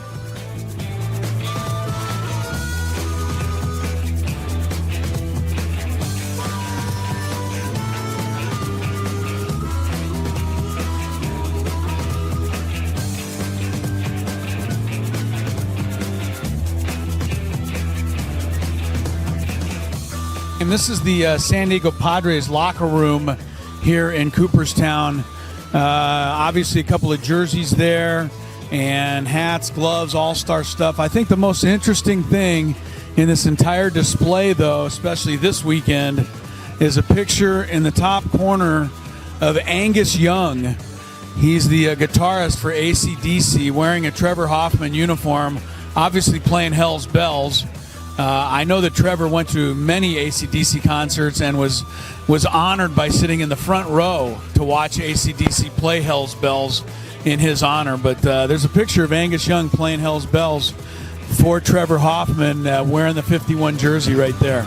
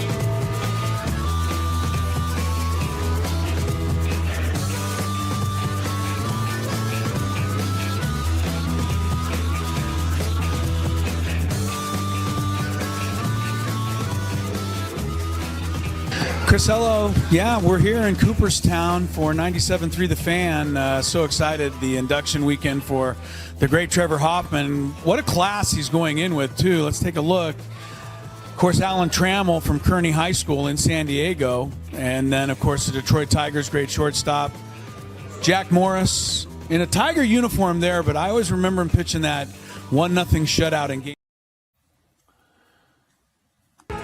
Welcome back into Gwynn and Chris, everybody. Chris Ello in Fresno. We're about to play some Skraby, you got a do you have a box in the way here on the Yes, I do. Okay. If you would like to, watch, you can just go There to we are. YouTube, search 97.3 The Fan on YouTube, or Gwynn and Chris. We also put up an overtime video yesterday.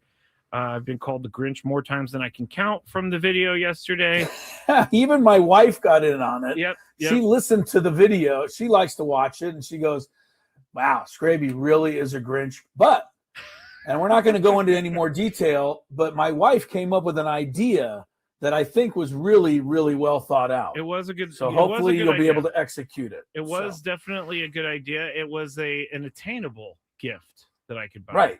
Without Yeah, I having like to that. My wife was working for you when she came in this morning before I left for Fresno, and she said, "Hey, I listened to the overtime video, or watch the overtime video." My first thought in my head was, "Oh no, what did we say? What did I do?" Something like that. And then she surprised me by going, "Hey, I got an idea for Skraby. This is going to save the day." All right. And hopefully it will. Nice. Yeah. So overtime videos are up at YouTube, Gwynn and Chris SD. Also, we put some stuff up on Instagram, Gwynn and Chris, for that. But You're Chris, a mean one, Mr. Skraby. Mr. Grinch. Thurl Ravenscroft. Again, remember we one of talked the about best him last names of all time. ever. Of all Hold time, on, for I sure. gotta do some housekeeping, Chris, real quick. Okay. This if you love Mediterranean food, try Spiros for authentic Mediterranean cuisine in Coronado or La Jolla. For dining or takeout options, visit spiroscuisine.com. And all guests on 97.3 The Fan join us on the David P. Shapiro Fan Hotline. David P. Shapiro, criminal defense attorneys helping good people regain control of their future when charged with a crime since 2010.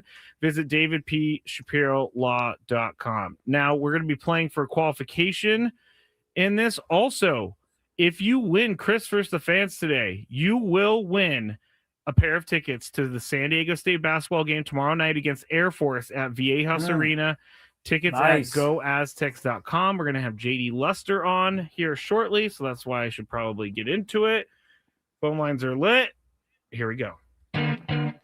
If you had one shot, one opportunity to take down the human almanac himself, howdy do. Now is your time. Listen to me, this guy is dangerous. Now is your opportunity to win a prize. Well, I hope you know what you're in for. Chris versus the Fans starts now on 97.3 The Fan. All right. You will be qualified for a shot at the grand prize. Take 2 tickets to New Kids on the Block in Las Vegas on June 26th, a 2-night stay at Park MGM, and a $100 gas card. Calling all blockheads. New Kids on the Block just announced. I like that part. Just announced 2026 dates for their Right Stuff Las Vegas residency at Dolby Live at Park MGM. Don't miss all your favorite hits live in Las Vegas with NKOTB February through October 2026. Tickets on sale now at Ticketmaster.com. All right, let's get into On the YouTube video, I look like I've been sitting in the sun for like 6 hours. It is Am I the only one seeing that? No, you're a little like my whole video is too dark. Yours is like kind of dark, but you got some face lighting going on My there. face looks tomato colored right now. It might be because of your shirt is red too, so it might be reflecting up. All right. All right, here we go with our first contestant. We'll go with a fellow Matt. Hello, Matt. Hello. Are you Hey, ready Matt. to play? Hey, Oh, how's it going, guys? I never read the rules. You have to make it through 3 questions. Each question will get more difficult. If you get the question right, you move on. If you get it wrong and Chris gets it right, you're eliminated. But if Chris gets it wrong, then you move on to the next question or you win. If you're a first-time player, let us know before you get into it. You get that question for free. All right, Matt, how we doing? Doing great. How are you guys? Pretty I'm good. a first-time We're good. player. First-time player. hey, All right. Yes, Here we let's go. go, baby. Question Let's go. number 2. All right, the reason I'm asking this is a question number 2 is because it happened this year. Which NFC West quarterback set the record for most completions in a single game this season? Like the all-time NFL record? I believe so, yes. Matt. Is it for me? Sorry. Yes, this is for you. What'd you say? Bo Nix. Bo Nix. Ooh. Whoops, there it goes. NFC West, but Chris. Oh, NFC West. I did say hurt that. you, Matt, but you did. No, he misread it, but I don't really remember this. This is an all-time record? I believe so. Wow. Was it your guy, Mac Jones? Is that your guess? Yeah. It happened against the 49ers. Really? Jacoby Brissett. Really? Completed 45 passes. Whoa. Let me just I make must sure. have been like not paying attention that day. I remember it being a big deal. Yeah. I didn't. I remember there was a game Michael Wilson caught 17 passes. So sorry, I'm wrong. Oh. No, wait, no. I'm sorry. Jacoby Brissett, yes, 47 completions according to Pro Football Reference. For a second there was like, what? That's a record. Yes, it is. Okay. Yeah, it's 47. Good for you. All right. Well, Matt, you carry on. Carry on. I got to tell you something. That's a really interesting record to set that just kind of went by the boards. Yeah, because it was the Cardinals in a meaningless game when they got crushed by the 49ers. I don't know. All right. No, you're right, though. 47 completions is a lot. That's a lot. That's a lot of attempts. You just said it's the most in NFL history. It is. That's what it says. Yeah. That's what it says. How many passes did he try? Do we have that information? Or Let me click on the box score, Chris. Yeah, why not? We might as well find out. He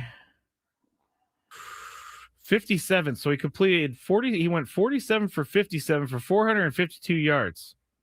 A good job by the 49ers, though. They knocked down 10 passes. I know, right? Well, Michael Wilson got like 20 of those passes. I know. All right. Well, Matt, you're on your way here to the title, Matt. maybe. Thank you for hanging on. All right. Question number 3.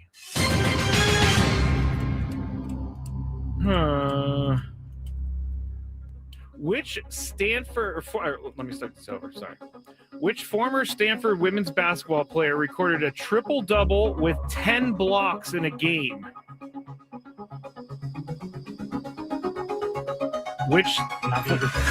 Which former Stanford women's basketball player recorded a triple-double with 10 blocks in a game? Yeah, not my area, but you can say pass. You can pass, or you can guess. Pass. It's probably smart. It's smart, but I'm pretty sure this is my area. I mean, I cover women's basketball. You do. You're on the road right now with women's basketball. Yeah, I have seen this young lady play. I could be wrong, but I think it's Cameron Brink. I mean, that makes sense to me anyway. Wow. Sorry, Matt. I'm sorry, Matt. Yeah. Wow. Cameron could block the she's pretty tall. Yes. She's definitely tall. She can block the old shot.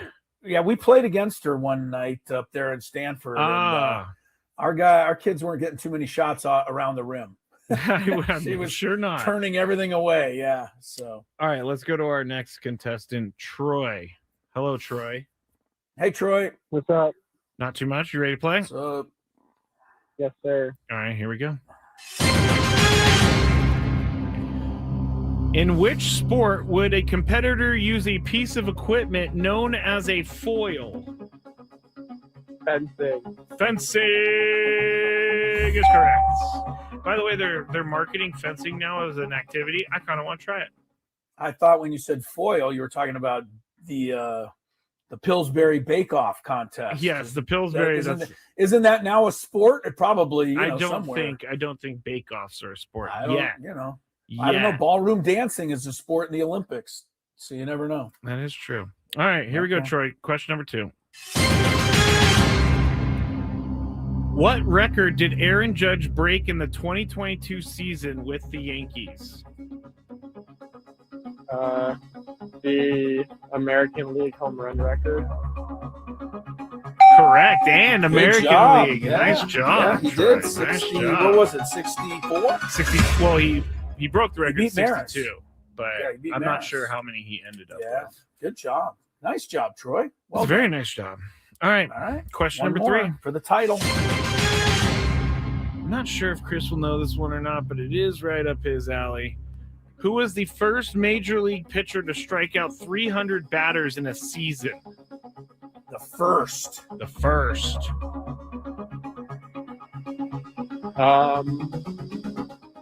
Bob Gibson.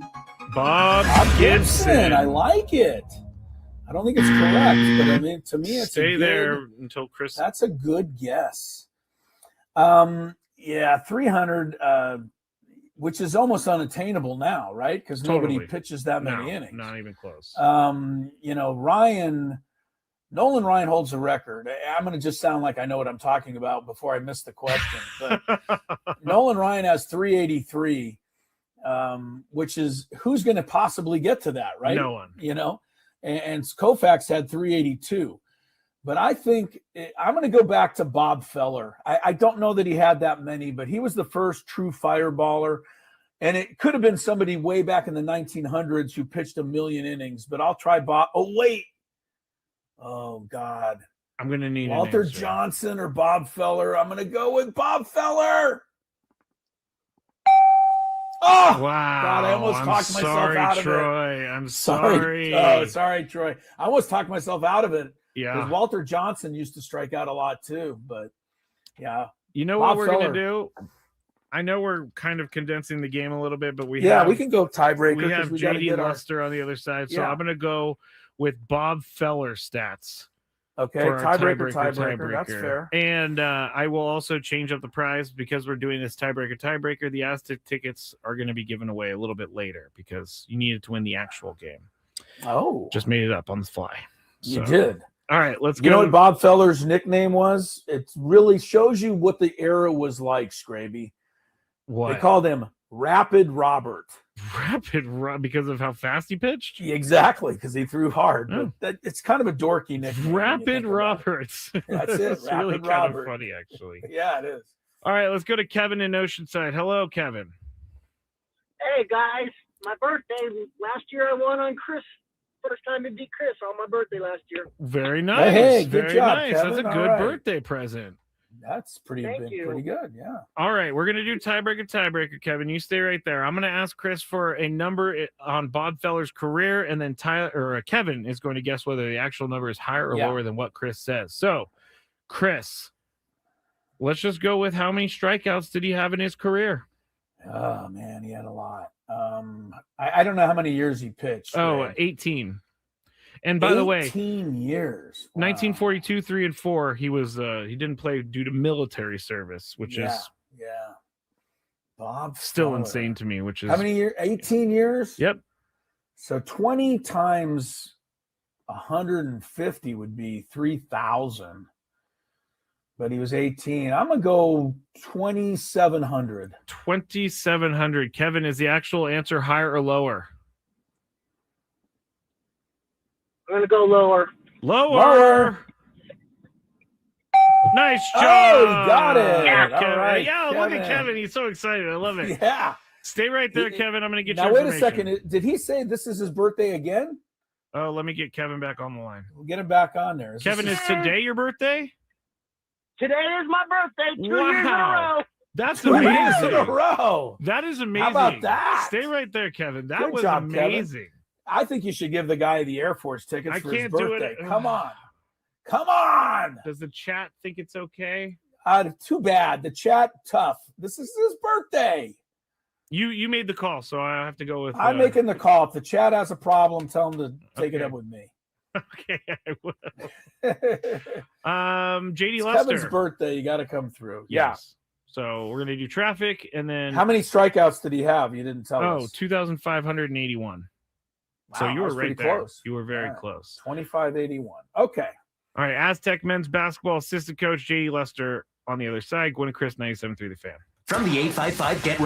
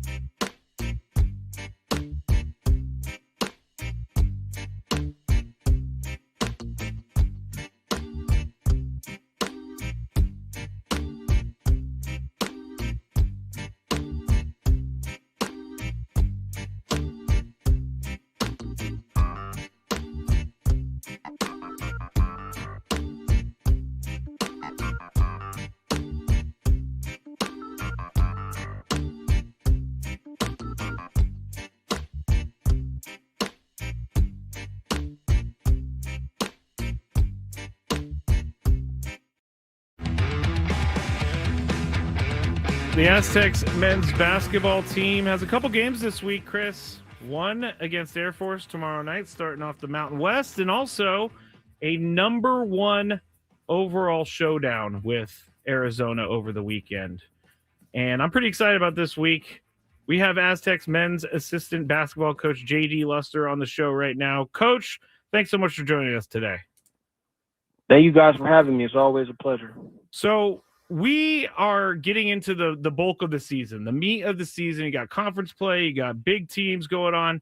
How do you keep them focused on Air Force and not looking ahead to playing the number 1 team in the country in Arizona?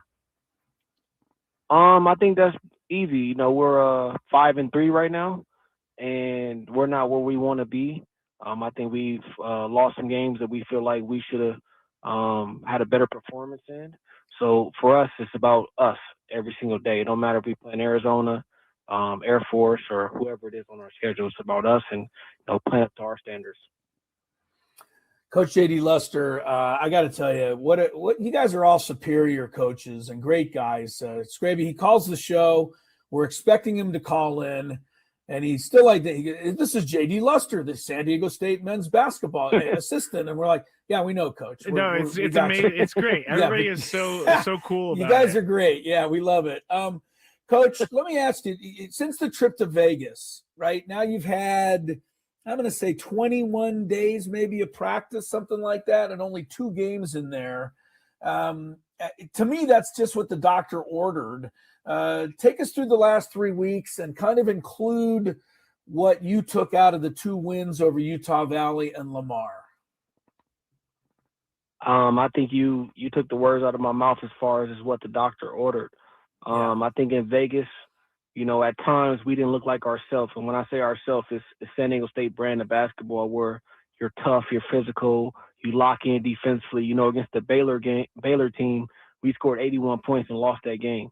And in typical years, if you score 81 at San Diego State, you usually win by 10 to 15 points because our defense usually is stingy and don't allow a lot of points.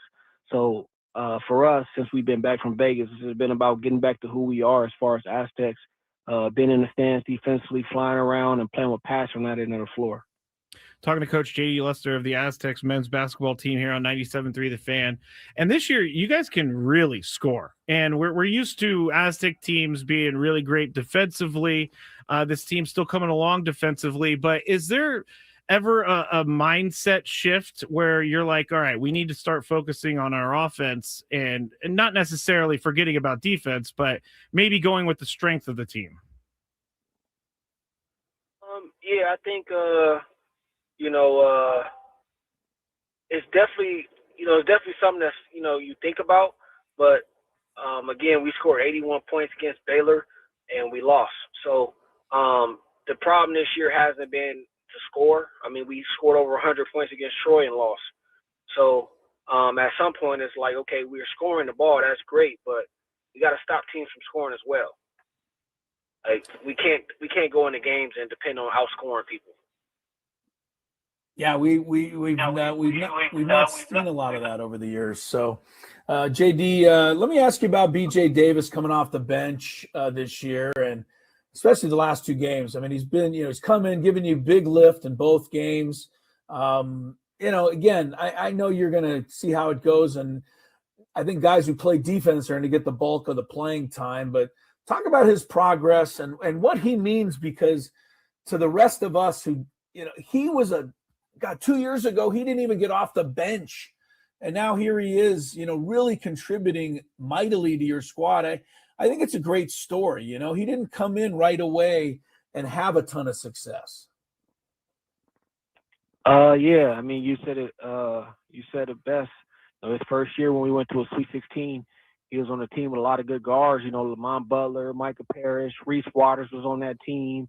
So he was playing behind some really good guards, and so he had to kind of wait his turn. But this is the same BJ Davis that we seen when we went out and we recruited him. He was a guy that can always really score the ball in bunches. He can score it off the bounce or off the catch, and then he can really guard defensively full court. So he's what we call an Aztec when we go out looking for a guard.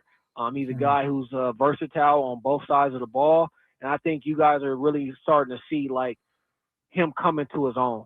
Last year was his first year ever like playing at this level because, as you mentioned, his freshman year he didn't really play a lot. So this is just a byproduct of him being comfortable now. Talking to Coach J.D. Lester of the Aztecs men's basketball team, and Elsie Harrington, he is really fun to watch. He's an awesome basketball player, and I gotta think when something is, not that it comes easy, but for him, he stepped in, he can show he can play against these guys. What is it like for him to kind of figure out that, hey, I am able to play with these guys? And does he share things like that with you, or do you guys encourage him to go, maybe be confident in what he's doing out there? Yeah, I think that's one of the beauties of playing for Coach Dutcher. I think he's a player's coach, and I think he instills that confidence in you. And I think all our players, 1 through 15, know that they have his vote of confidence. And when they're out there, especially offensively, they have complete freedom. And I think Elsie, you've seen that in Vegas. He came in and, he really impacted the games on the offensive end. And like you said, the game comes easy for him. And for him to be a freshman, I think the sky is the limit. At his size, being 6'7" and can play the point guard position, being able to facilitate, and then also being able to score the ball for himself. I think he's a guy that he's going to continue to keep getting better.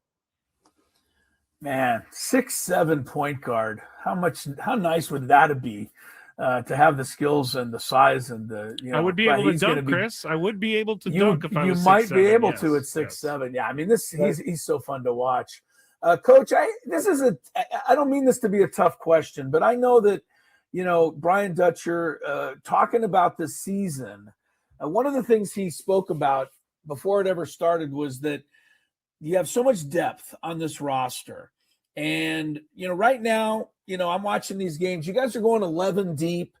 And it's hard to see that any of those 11 don't deserve to play. But how is it going as a staff to try to manage, all 11 guys and keep them in the flow of the game? And is there any thought that it might be something you have to change as the season goes along? I think right now it's just, you kind of go game by game and see the flow of the game. And some games may call for a different skill set. Some teams where, you got to get a lot of rebounding and it's a tough, rugged game. I think a guy like Tay Simmons, that's kind of where he flourishes in those kind of games. And then a game where it's like, skill-wise, far stylistic, I think a guy like Jeremiah Odin fare better in those kind of games. So I think the beauty of having the depth that we have is we got guys that can step up on any given night. And also, when you don't have the consistency maybe in a certain area, you could do it by committee. Well, 2 big games this week for the Aztecs basketball team. Air Force tomorrow night at Viejas Arena, and then in Arizona against Arizona. Thanks, Coach, for your time today. You're always so generous with us. Thank you again. Thank you, guys. I appreciate it. Good luck, Coach. Okay, have a good day. God bless. You too. Thank you very much to Coach J.D. Luster of the Aztecs men's basketball team. All guests on 97.3 The Fan join us on the David P. Shapiro Fan Hotline. David P. Shapiro, criminal defense attorneys, helping good people regain control of their future when charged with a crime since 2010. Visit davidpshapirolaw.com. I think Coach Luster, said it right. I mean, they're playing Air Force tomorrow. Air Force doesn't have a good record. They don't have a great team normally. But it is the conference opener, and the Aztecs, the way they're playing right now, they can't take anybody lightly, right? I mean, they lost to Troy, so they can't be going into Air Force too confident. So, I think that's good. But we, the fans, can look ahead a little to Saturday. I mean, you're going to get to play Arizona, the number 1 team in the nation. The game is not going to be in Tucson. It's going to be in Phoenix. So it's, quote, a neutral location, although I think they'll have most of the fans, obviously, in Phoenix. But you know what happened the last time we played? Well, maybe not, because I think UConn was the number 1 team also. But they beat Alabama, and I'll never forget it. So neither will I. Maybe they can. Yeah, I know you won't. You'll never let me forget it. You've watched it with me. Well, I'd like to believe they can, put on I thought maybe Michigan, they'd give them a game. They weren't ready for Michigan. No one I was think ready for Michigan. Yeah, right. I think they're going to be much more ready for Arizona on Saturday. I can't call that they're going to win the game. Arizona's obviously great, but I think you're going to see a much, better performance and, something to give them a bunch of confidence going into the rest of the season. So I'm still excited about this team. Me too. Don't fall asleep on them, man. As Coach Lester said, they've had a month to practice. That's dangerous. You give Brian Dutcher that much practice time, his team normally is going to get a lot better. It does, and get better defensively. Right. All right. That's it for this segment, Chris. On the Very other good. side, I have some tough questions for you about your Dolphins in the Big Five. We're going to start with the Dolphins in the Big Five. We also have our biggest fan that we're going to give away the name at 5:35 today. But the Big Five coming up next, and Chris is going to have to predict the Dolphins' future. He's holding up he's holding up my earbud case. Yes, his earpod case has a dolphin on it. Oh, by the way, what? Michael Valenzuela came in here looking for you. Yeah, well, I skedaddled out of town because after I lost. We exchanged some texts. I congratulated him on the Steelers winning, and but yeah, I'm sure he wants to rub it in a little bit. He said more. He'll have to wait till tomorrow. He said he was going to send you a bunch of frozen dolphin emojis. He did. He did. I'll show you what he sent me on the other side. It's pretty funny. All right, so we got Big Five and frozen dolphin emojis on the other side. 97.3 The Fan. Ben and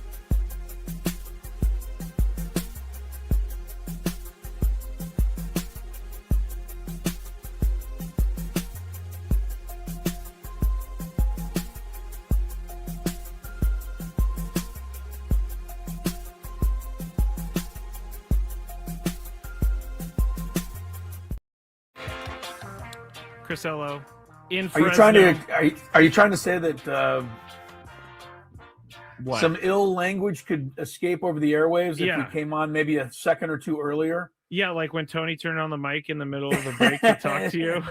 That was And a usually, little scary. I mean, people don't understand. People will understand this, knowing our relationship. But I'm usually screaming obscenities at Skraby throughout the break, and then we stop before Yes. we come back. Yes, So, exactly. And then we go, Yeah. hello, everybody. Welcome Hello, back to everyone. Gwynn and Yes. Chris, Tony Right. Good Jr., Idol, Crisello, here.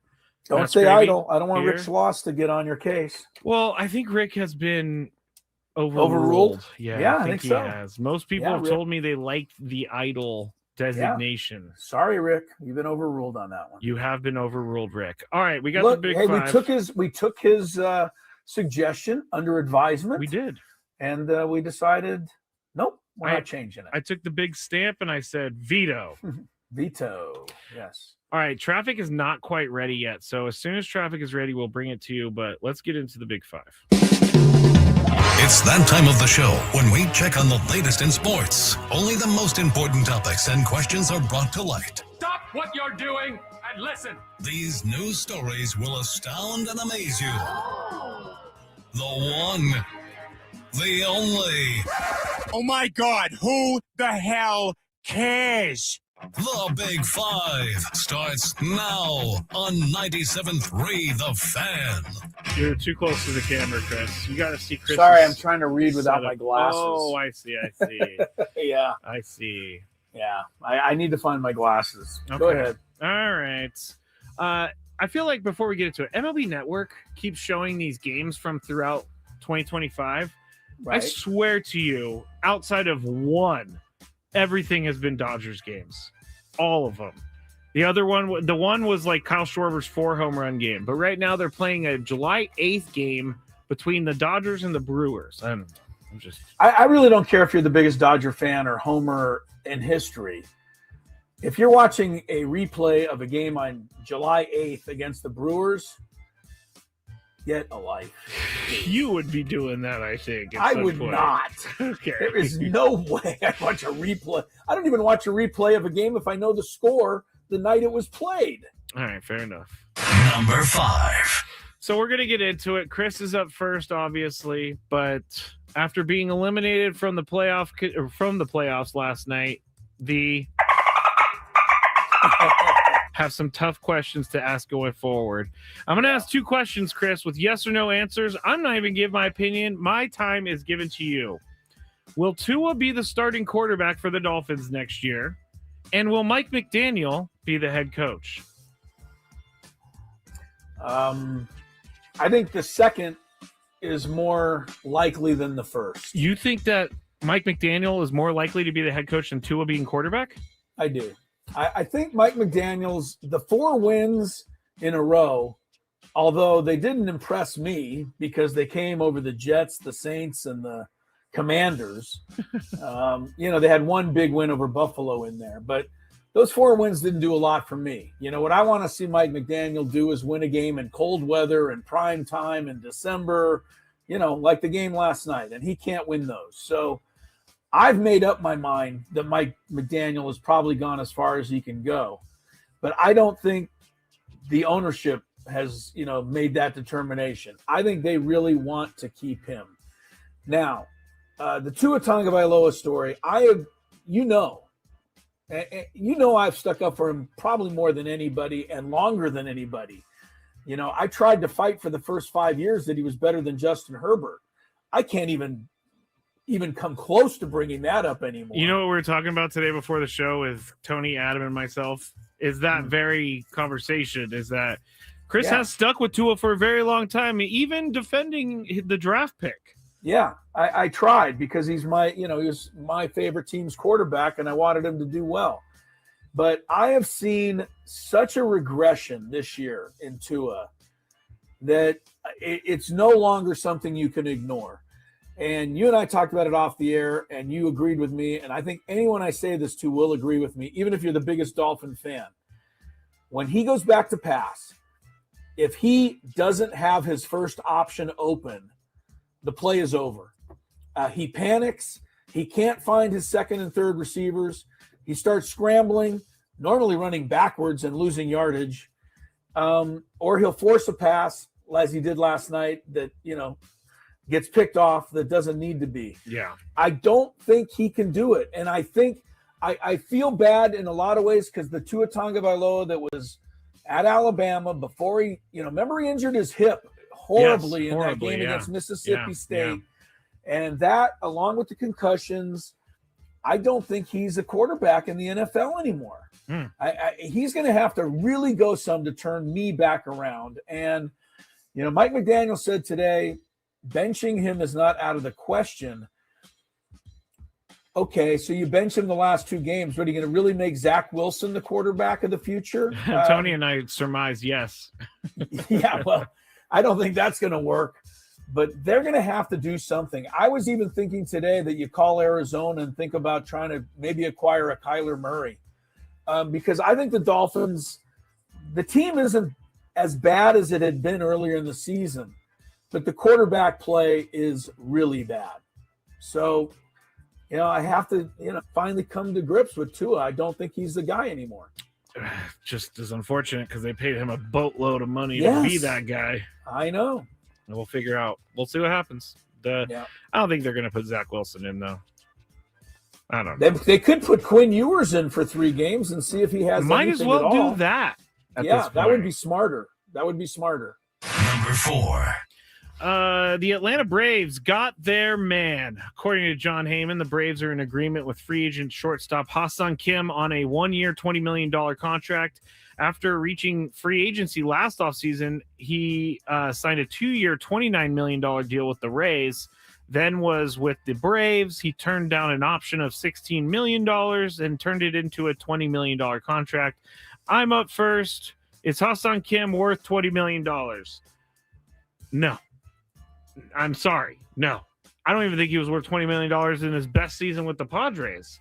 Ha-Seong Kim had a very injury-filled season last year. Very poor number season last year. The Rays thought he was so bad. Apparently, they just wanted to get rid of him. And the Braves are now paying him $20 million for next year. I think this is an overpay. And I think the Braves got swindled by Ha-Seong Kim here. Chris, what do you think? Is he worth $20 million for a year? Well, we can always make this claim. Nobody's probably, not even Lindor or, nobody's worth $20 million a year. Ohtani. It is, maybe Ohtani. Right. It is baseball. Look, Ha-Seong Kim was a fan favorite here. I get that. His greatest season, he had 17 home runs. He followed that up with 11. So to me, even the 17 is an outlier. Ha-Seong Kim has a 240 career average, and he averages about 8-9 home runs a year. Are you kidding me? How is that worth $20 million? He plays an okay shortstop. He's not.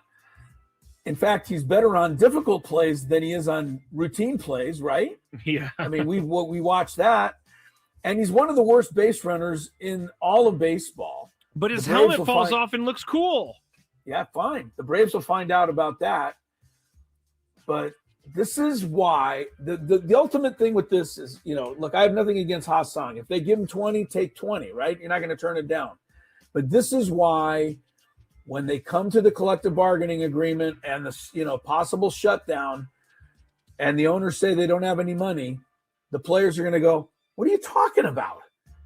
You're giving guys like Ha-Seong Kim $20 million. You're giving Tyler Rogers 3 years, $37 million. Right. The owners have more money than they know what to do with, and the players know it, and that's why we're going to be having a work stoppage. And it's signings like this that the owners can't control themselves that gets them into trouble. Even if Ha-Seong Kim has an all-star season, I don't see him being worth $20 million, but he's never had an all-star season before. I don't know why you would think he's going to have one now. Our boss Adam is calling the Atlanta Braves the Atlanta Padres now because Jurickson Profar, Robert Suarez, and Ha-Seong Kim are all over there. Is 3 guys enough to be? I don't know. It's actually a decent amount that we're all on the same team. I'll tell you one thing. Those 3 guys for the Padres made about $30 million total. those three guys for the Braves are making about $100 million total. Good point. Yeah. Number 3. Texas quarterback Arch Manning is going to return to school to play in 2026, so there's no more questions about whether or not he's going to be entering the draft. Apparently, Arch's dad, Cooper, sent a text message to ESPN's Dave Wilson that said, quote, Arch is playing football at Texas next year. I don't know why Arch can't speak for himself. His grandpa speaks for him. His dad speaks for him. It's crazy. Blah, blah, blah, blah. He speaks when he's on the field. He's gotten a couple of unsportsmanlike conduct penalties this year. Yeah, maybe he's just too bottled up. They need to open him up a little bit. Yeah. So basically, people were a little bit surprised, even though he didn't have a great season, but people were surprised because of the weakish quarterback class that's going to be coming up for the NFL draft. So, Chris, are you surprised that he is going back to Texas?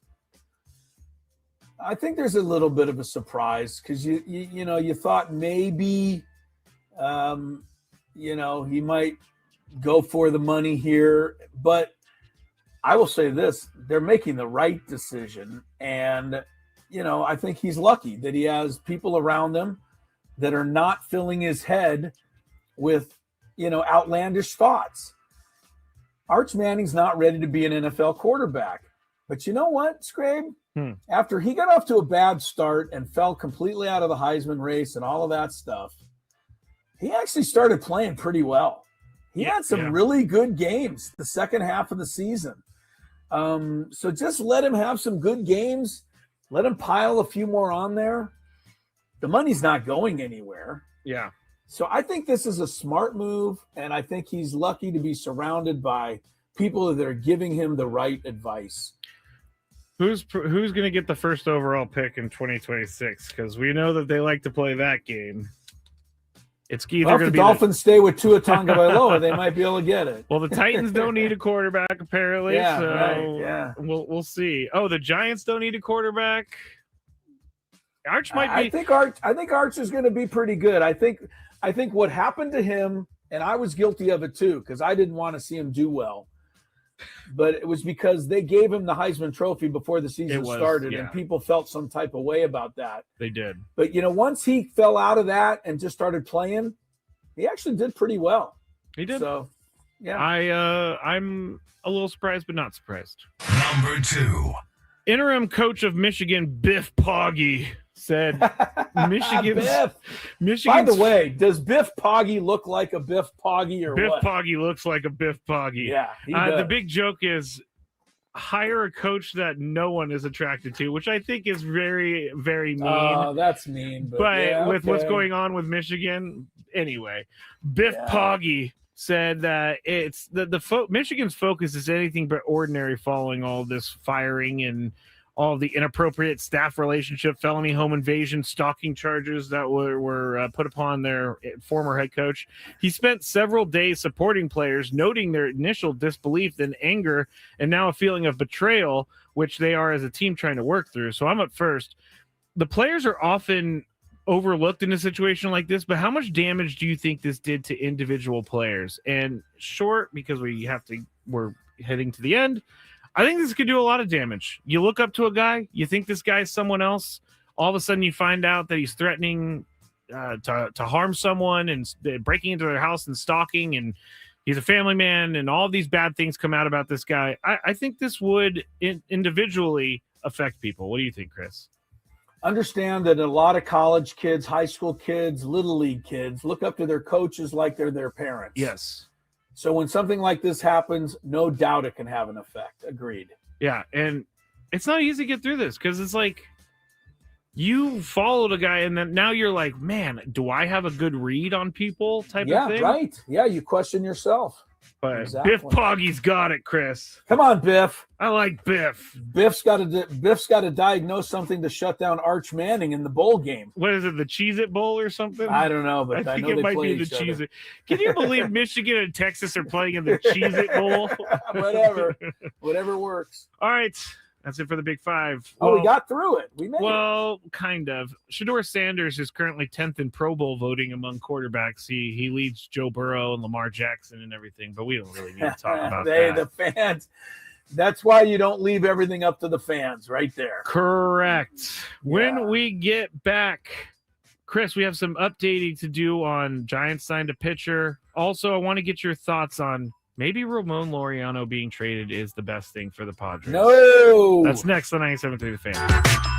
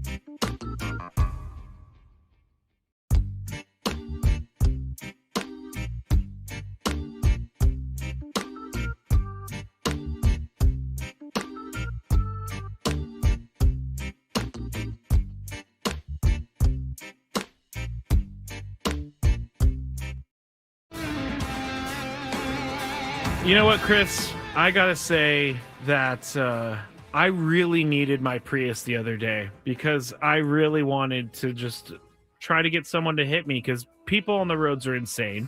So basically, there's two things I complain about, Chris. It's driving stuff and also 7-Eleven. That's what I also complain about, what happens inside of a 7-Eleven. Did you go to 7-Eleven today? I did not. I talked to our friend, or my friend over there, Chat, who is the gal who runs the place. Yes. And I told her that, she's a wonderful store employee, does a fantastic job. She's always smiling. Yeah, she is. And I told her to be on the lookout for you. And I told her to do a better job of managing the lines in the store. Whoa. To make sure that you don't get, caught in the wrong line as you did that one day. Now she's going to side-eye me when I go in there. No, she won't. Chat's the best. Yeah. Kevin, who's the other employee that you run into. Yes. He drives everybody crazy, including Chat. Oh, okay. I mean, he is Kevin is one of the funniest checkers in the history of 7-Eleven. He is very funny. He really is hilarious. And but Chris he's and a little bit preoccupied back there. I'm not sure what he's doing, but Chat, I talked to Chat about Kevin, and she's like, I don't know what I'm going to do with that guy. So I love there that you you go. got to the bottom of employee I've got the whole relations thing. at 7-Eleven. Got it all squared away for you. So Yeah. next time you're in there, tell Chat hello and tell her I sent you, and you'll be Okay. You'll be better taken care of. Okay, so I have a bonus daily gripe, which is I don't like it when clerks or checkers at these places pay attention to their phone while they're checking me out. Pay attention to their phone. Like they're Who does that? texting or they're talking on the Really? phone or something like that. Oh, Like that's I'm not a a fan faux of that pas. because No. at 7-Eleven, when you use your card, they have to activate something to allow you to use your card. So sometimes I see them scrolling on their phone and they're not activating anything. But I mean, maybe I'm 7-Eleven, man, I don't have time to lollygag at 7-Eleven. No, I really don't. I mean, who And does? that's why 7-Eleven needs to get out of the lottery business immediately. Or 'Cause just do a lottery only line. these people who sit there and fill out, you know who you are out there. People who sit there in line at 7-Eleven and do their entire banking through their lottery purchases. They have like manila folders full Right. of like And- histories. And they don't even turn around to notice that the line is now 32 people deep Oh, in they a don't care. 7-Eleven. They don't care. I know they don't. Oh, also, if we're complaining right now, let's complain about this. I think that businesses have put too much of their customer service into mobile orders instead of taking care of the customers in the store. I was at a coffee shop the other day, think you know which one, and I walk in and I'm standing there at the front of the line for like 5 minutes, and they're like, "Oh, sorry, we're filling the mobile orders." But I'm right here. I'm right here. Nah, too bad. Too bad.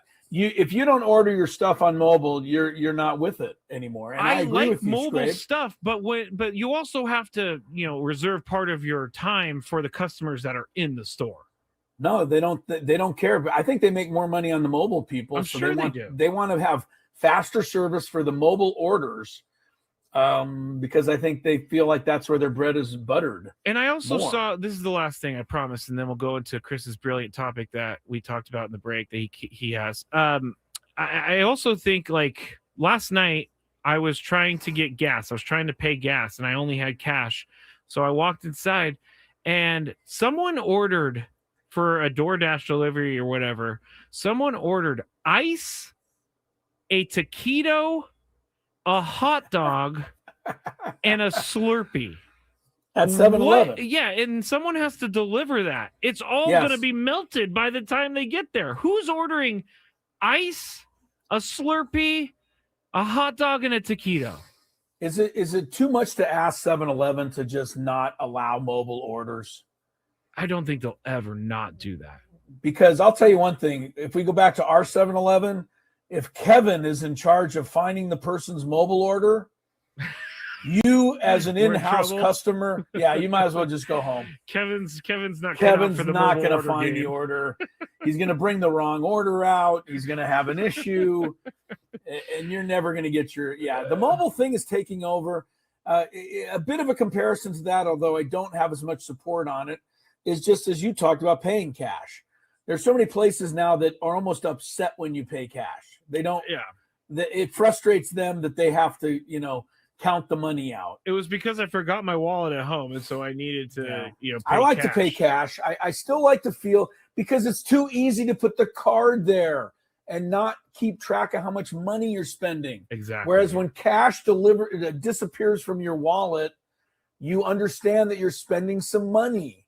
There's a value in working and using cash. I agree. But I agree not with too many that. people, agree with that or see it that way any longer. When I was newly out of rehab, I needed to redo my entire financial structure, and I needed to figure out what I was doing wrong, and so I used cash. I did for my budgeting for the beginning.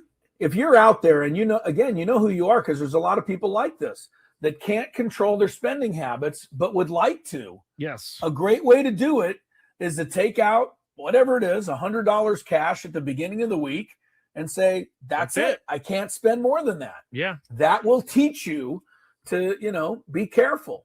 But if you just put the card down every time you buy something, you don't even know how much you're spending anymore. Yeah, I was getting to the point where I wasn't even checking my online balance or anything. Like someone could have been stealing money. Anyway, I'm here to help. We're here to help. Skraby, the Skraby and Ello, psychological service office is open for business. Yes, so just don't go to Kevin at 7-Eleven near us. All right. Right. This hour is brought to you by Mission Fed. From first accounts to big life moments, Mission Fed can help. Saving shouldn't be stressful. Mission Fed makes it easier with great rates on savings, certificates, and ultra money market accounts. Grow your money the smart way. Check the latest rates and open an account at missionfed.com. Membership and account criteria apply. So the topic that Chris told me in the break was one about maybe a possible future owner of the Padres and how he is currently dealing with fans that are upset over his team. Yeah, it's a good story. It comes out of Oakland or San Francisco, and the Golden State Warriors owner, as now many of us are familiar with, his name is Joe Lacob, Lacob. Joe is the owner of the Warriors, and maybe a lot of us didn't even know that or weren't aware of it until his name kind of popped up as, maybe somebody who, in fact, not even maybe, he is interested in trying to buy the Padres. He would love to own a Major League Baseball team. He's tried in the past. He's been turned back. And with the Padres, I don't even think we have to say apparently up for sale. Can't we just say that they are kind of up for sale now? I guess the technical way is they're shopping a sale. Okay, shopping a sale. Good way to say it. But with the Padres shopping a sale, whatever that means, Joe Lacob's name is one of the names that has surfaced. So I think it's interesting when I see a story like this today. The Warriors have struggled lately. They've fallen to 13-14, which for them is obviously not, acceptable. Not at all. They're eighth in the West. They lost to Portland the other night, and they've been slumping. So a Warriors fan named Justin Dutari sent the owner, Mr. Lacob, a critical note. An email. An email, yes, but critical in the sense that he was being critical of the team. Yes. So he sent this email to Joe Lacob telling him that, quote, the team needs a, quote, real second opinion, that Jimmy Butler's tools are being underutilized, and blaming the lack of positional size on the roster. That was the email sent to Joe Lacob. I think it's crazy that fans. Right. And I think most of us feel and would say, and then at the end, the gentleman ended his email by saying, I am so frustrated. Okay. How many letters of like this email are sent out when teams lose games? Oh, I'm sure hundreds, thousands. Right, hundreds and hundreds. So you got to believe that most of us feel that an owner is not even going to look at the email, let alone read it and respond to it. Seriously, this is wild that he did that. Right. So Joe Lacob, the owner of the Warriors, saw the email and immediately, like, within an hour, sent back a response. And it said, quote, "You can't be as frustrated as me. I am working on it. It's complicated. Our style of play, coaches' desires regarding players, league trends." Then he said, "Jimmy Butler's not the problem." But I think a lot of people, first of all, I think if you're a Padre fan and you hear this and you say, "Man, this guy could be owner of our team one day," you love the passion, right? Yeah. Do you not? Yeah, you do. I would think you love it. You love the fact that he actually responded to a fan, which is so un-owner-like. You're very un-owner-like. And But- a critical email. Owners don't see. They don't see what we see. Right. Yeah, they're shielded from this stuff. And so anyway, so he writes the guy back. Now this continued.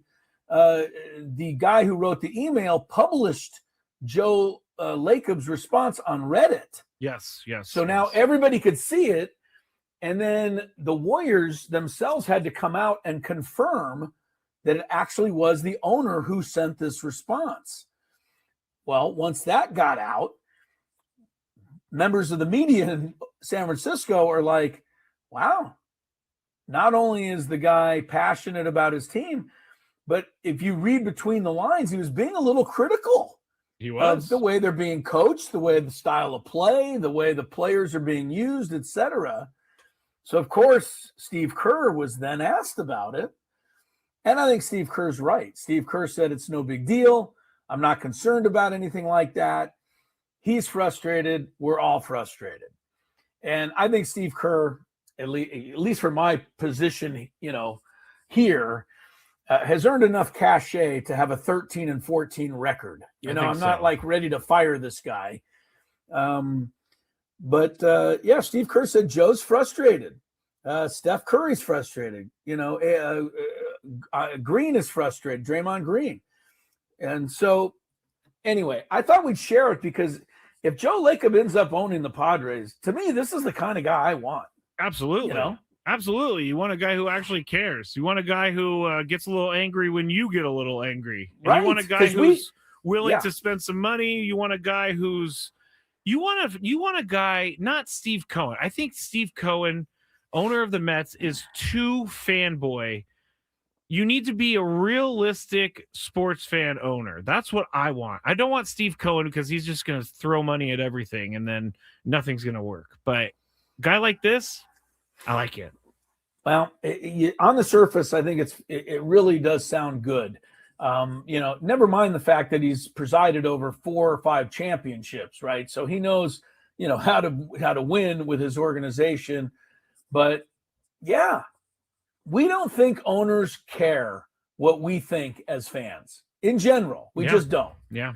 I don't want to keep using Dick Monfort as an example, but it's kind of an easy example to use. The perfect example. Right. He's the opposite end of the spectrum.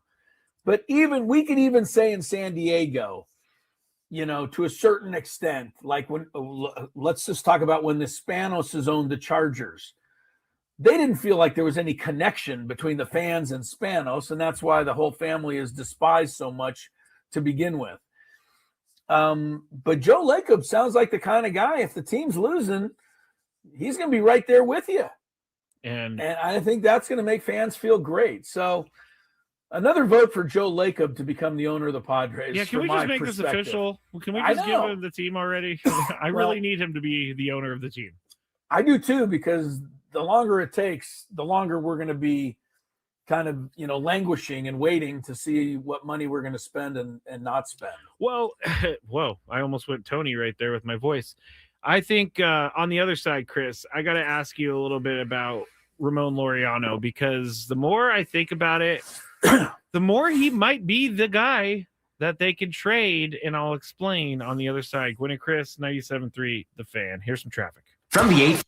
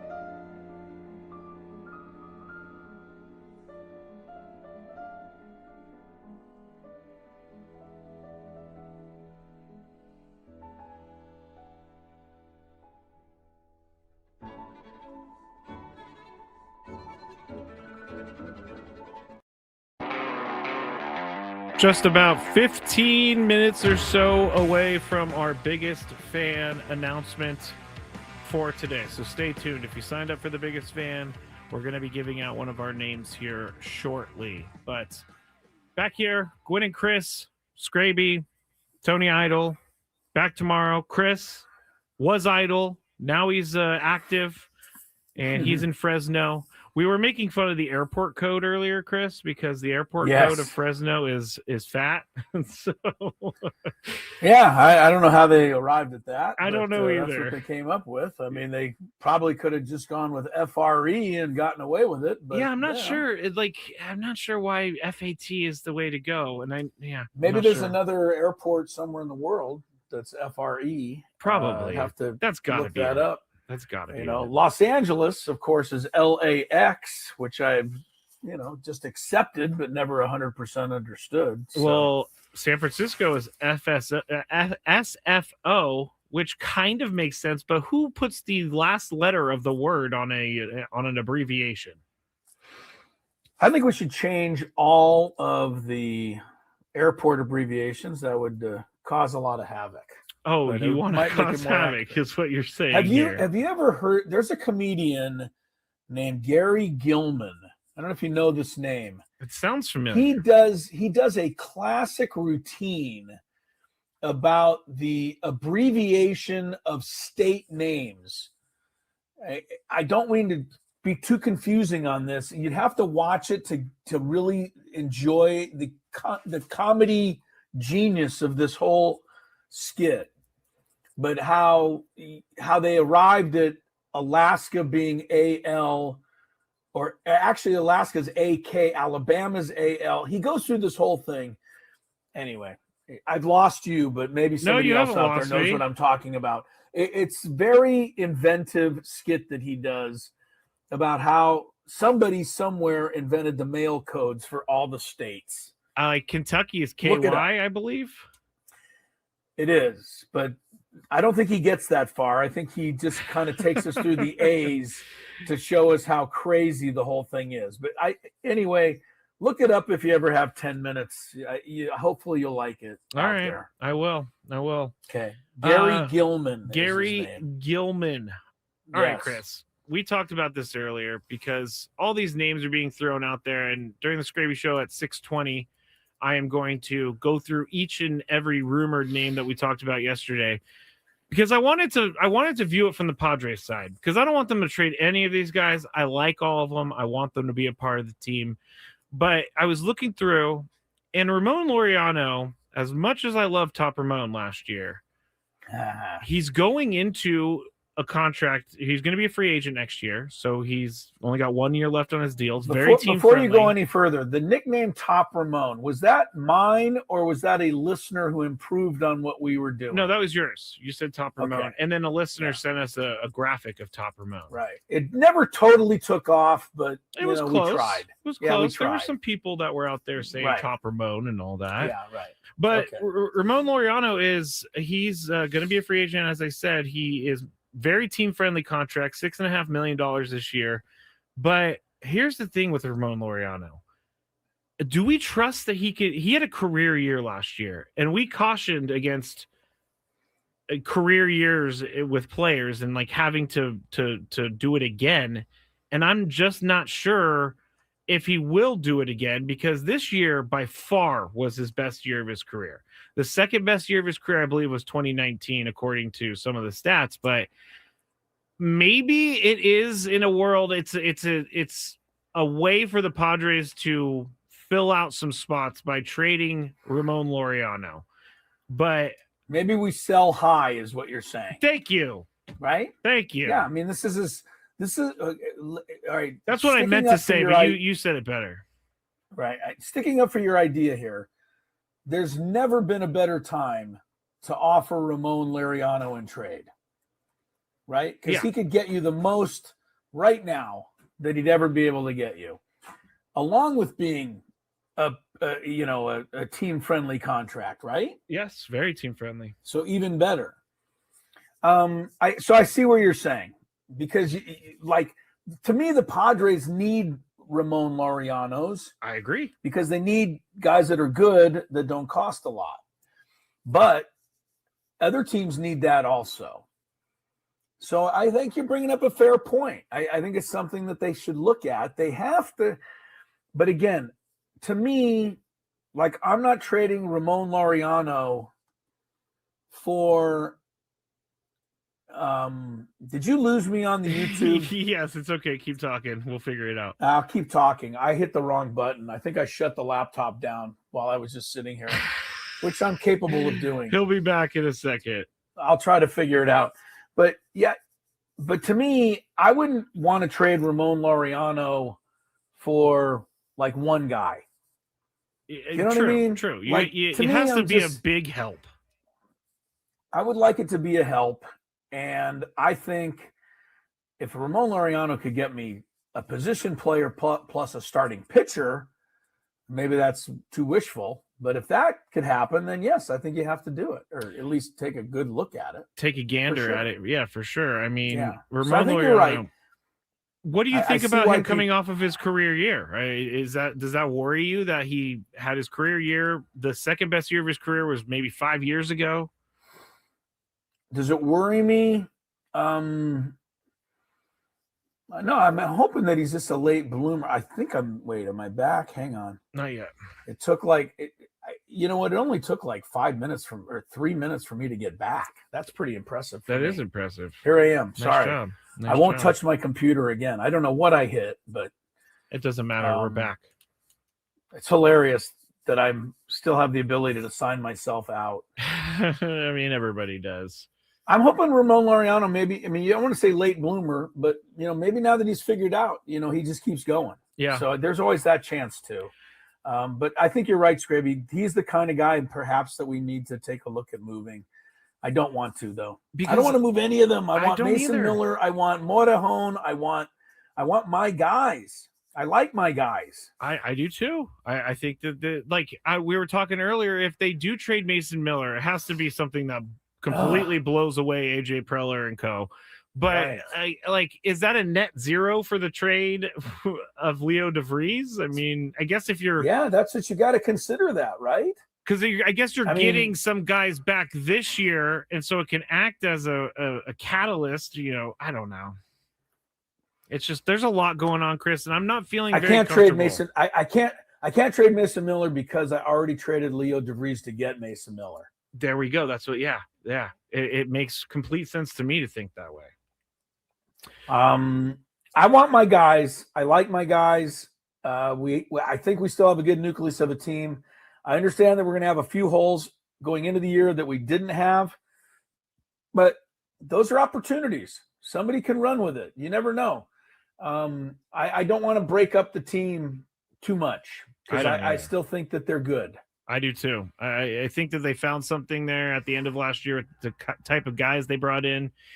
But we'll have to see. I'm hoping that AJ doesn't make any moves until after the new year so that we're, able to comment on them instead of being By the way, can we what's your Stratomatic guy's name? Broke all the stories yesterday. He didn't break them. He did not break those stories, Chris. He said it may happen by the end of today. Mark Healy. Meaning yesterday. No, but he also said it might not happen.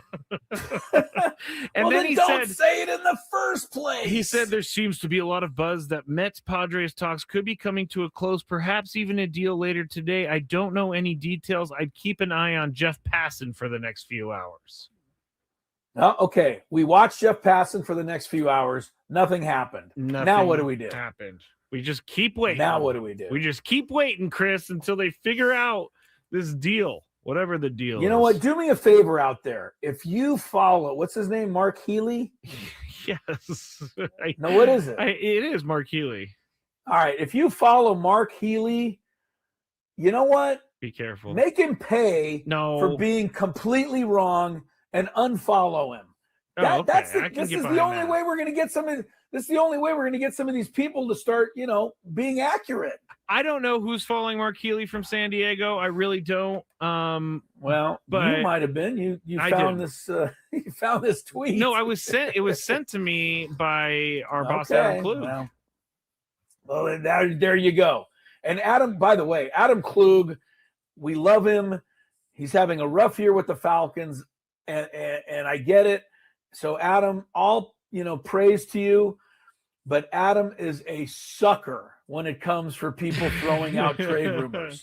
He has to just be the all-time sucker for it. I appreciate it because sometimes I lock myself away from the trade rumors, and then he'll text me, and I'll be like, you know what? I needed that trade rumor to get me through the day. But Adam is a sucker for that, man. He falls for it every time. I don't know that he falls for it. He's just passing it along. He falls for it. Okay. Sorry, Adam. I was trying to defend you. I know, but all right. I hope I said enough nice things about him before I said that to make up for it. I think you're going to need to say like 3 more things nice on the other side. I know. We also have the biggest try. fan on the other side. So we're going to head to break. When we get back, we'll announce biggest fan. We'll also hear from Sam Dykstra, MILB.com. He was on earlier talking about the Padres minor league system. So if you want to hear about that, stay tuned. But we'll be back shortly. Gwynn Chris, 97.3 The Fan.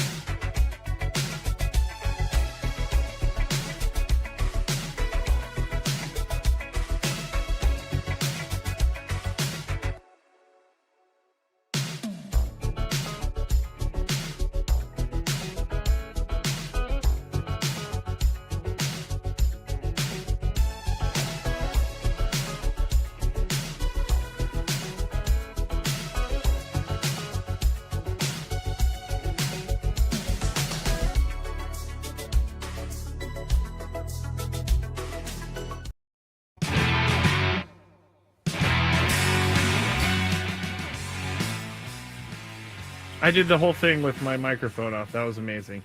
Listen up, everybody. It is now time for the biggest fan giveaway. So if you signed up, listen for your name right now. Congratulations to today's biggest fan, Alyssa. Sorry if I'm mispronouncing your last name. Gemar. Alyssa Gemar of Vista. Give us a call within the next 10 minutes at 833-288-0973, and you'll qualify for a grand prize. 20 tickets for you and your friends for a night in our Odyssey Suite at a Padres game with all the fan staff later this season. Catered by Spiro's Mediterranean Cuisine. Remember to register your name at 973thefansd.com/biggest fan. Alyssa Gemar of Vista. We need a phonetic pronunciation on some of these names, just so we get it right, because I don't want to just be yelling out wrong names, right, Chris? I know what you're saying. Okay, good. Thank you for that, Chris. I'm here. He's back. Explain what I did. Explain what I did to everybody. My computer plugs in here, but there's a power pack in the middle, right? So there's a wire that goes into the computer itself. Then that goes into the power pack, and then another wire that comes out the other side of the power pack. Yes. And then you plug that into the outlet. Correct. Well, I had it plugged into the outlet. I had it plugged into the computer.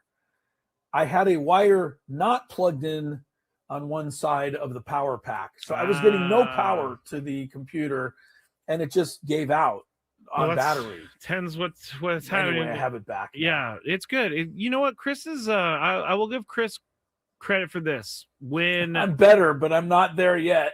Well, hey, I said yesterday on the overtime episode that I didn't plug my beard trimmer in all the way, and so I had to use an old beard trimmer, and it ended up cutting my face.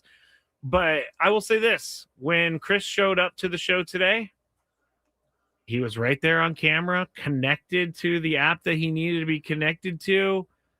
I have no complaints. I cannot find anything to complain about. It was better. What are you reading? But you know, well, I'm just looking at ESPN to see if there's any late stories. I did see this yesterday that the Houston Rockets coach, Ime Udoka, Udi Oba. Thank you. Yeah, he's got a tough name. Ime. He was furious.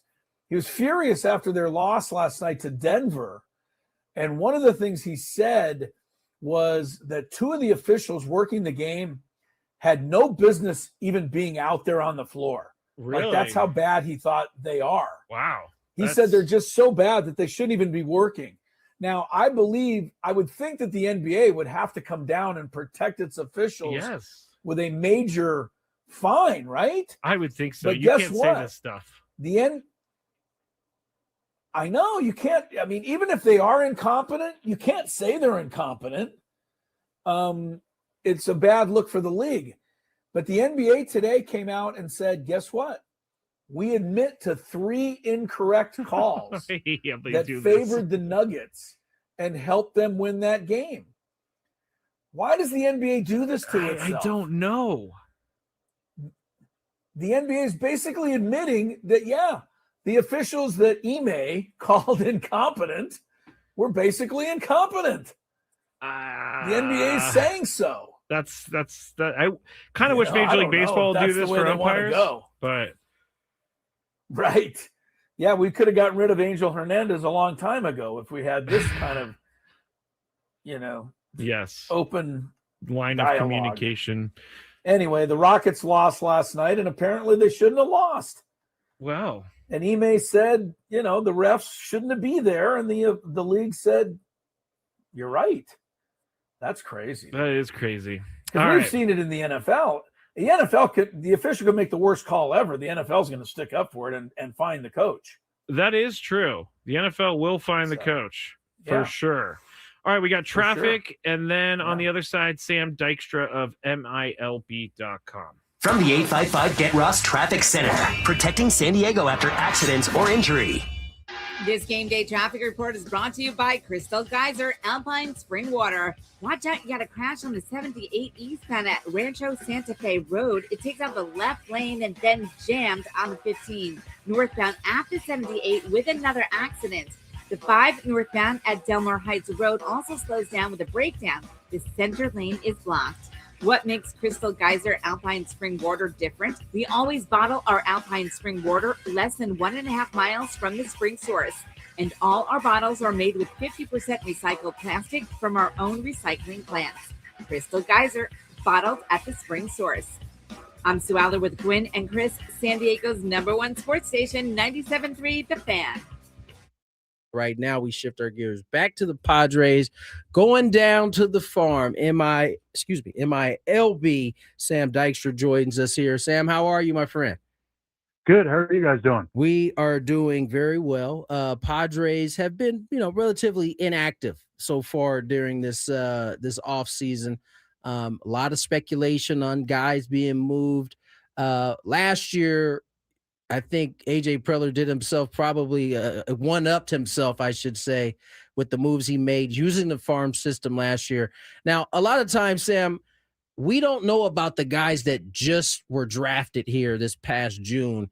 You don't really start to hear anything about them until this upcoming season. But in a lot of ways, that is how the Padres have been able to kind of reload in terms of their farm system, has been their draft classes after they've made all of these moves.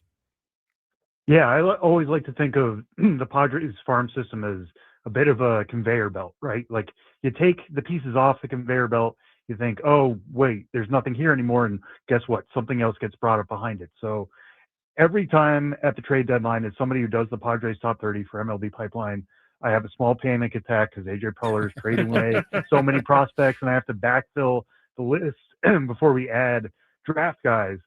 But then they add somebody like Cruz Schoolcraft, and then we seek, external feedback from across the industry, and we continually hear, hey, they got something there in Cruz Schoolcraft, a 6'8" lefty. A lot of the industry seemed to really like him, and getting him, where they did in the draft at number 25 was a pretty good pickup. They continually just retool and refill the system to make more trades again each July or August. Talking to Sam Dykstra, MILB.com. And I was going to actually ask you about Schoolcraft. What is it that everybody likes about him? I think for one, obviously the size, being 6'8". I mean, he's got that really good extension. He's a towering presence on the mound. Fastball can already get up to 97. He's got a changeup that's already pretty workable, a slider that can really work.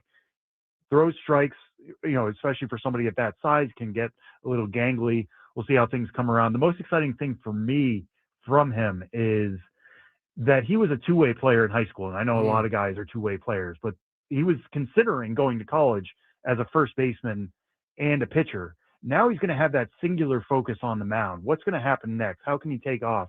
We saw two guys with the Mets choose opposite directions with that. Nolan McLean, who's now the top pitching prospect in baseball, he was working both ways as late as last year. And Carson Benj, who was a two-way guy, also at Oklahoma State, went hitting-wise and really took off. I think there's something to taking these guys who can be athletic to both hit and pitch and making them focus on one thing. I think we could see Schoolcraft take off once he's really focused on the mound in 2026. Sam Dykstra joins us here, MILB. And Sam, let's put the Padres aside. And I want to talk about your processes and kind of peel the curtain back for us a little bit, how this all works, right? I mean, the draft comes, there can't be a ton of time for you guys to see some of these prospects. Some of these guys don't even end up playing the same year that they're drafted. Like, how is the process in kind of bringing on the new guys that have come in to the draft class, along with being able to keep your top, 20, 25, whatever it is for each organization? Yeah, so we have the draft obviously in July, and I work with Jim Callis and Jonathan Mayo, two of the industry leaders at draft coverage, and they are so clued into coming up with a draft top 250. They know everybody in that top 250, and they know names well beyond that. So I'm talking to them a ton about, hey, the Padres took this guy in the third round. What have you heard about him since? So then in August, we do our full update. We incorporate drafted prospects. We rejigger the top 30, move guys up or down depending on how they've played during the season. And that's basically to hold us through the rest of the season, into the off season, when trades happen, when other moves happen. You have a better understanding. But what I'm in right now, the process I'm in right now, is digging into each of these guys individually. Even more so, what can I understand about them? What have maybe they done in instructs back in Arizona behind the scenes? Work doesn't stop just because there is no minor league baseball to be played. They're still working on stuff. I mean, I'm excited to find out this spring what is the new pitch that everybody's adding, right? Like last year it seemed to be the kick change, or before that it was everybody was adding a sinker. Digging in now, it's trying to find out what is that process, what are guys trying to work on and add, or just what is their health. So it's a lot of research at this stage, gobbling up as much video as I can from the minor league season, but knowing these guys are working on so many other things behind the scenes. That's the other question I have for you. You have to make these decisions on these lists, every year, and you're updating them throughout the year. What level is the hardest in terms of thinking you have a guy pegged and then all of a sudden it changes? Is there a level, A ball, double A, triple A, where you see it kind of go up and down more? Yeah, that's interesting. I think it's varied throughout the years, right? For a long time, people thought the biggest jump was from high A to double A. Yeah. And that you were starting to see guys at double A who maybe have major league experience. Now with the difference in the major league ball itself, we're seeing guys' stuff change from double A to triple A. They're having to use the major league ball. Maybe their stuff plays a little differently, especially for the Padres. You go to El Paso, you get shilled there. Trying to balance what a guy's stuff is versus the results can be really difficult for that level. The biggest one for me right now, and this is going to be a little simplistic, but without short season ball, with the jump now going from the Arizona Complex League, there's no, Northwest League, at least in terms of Class A short season, there's no rookie ball away from the complex.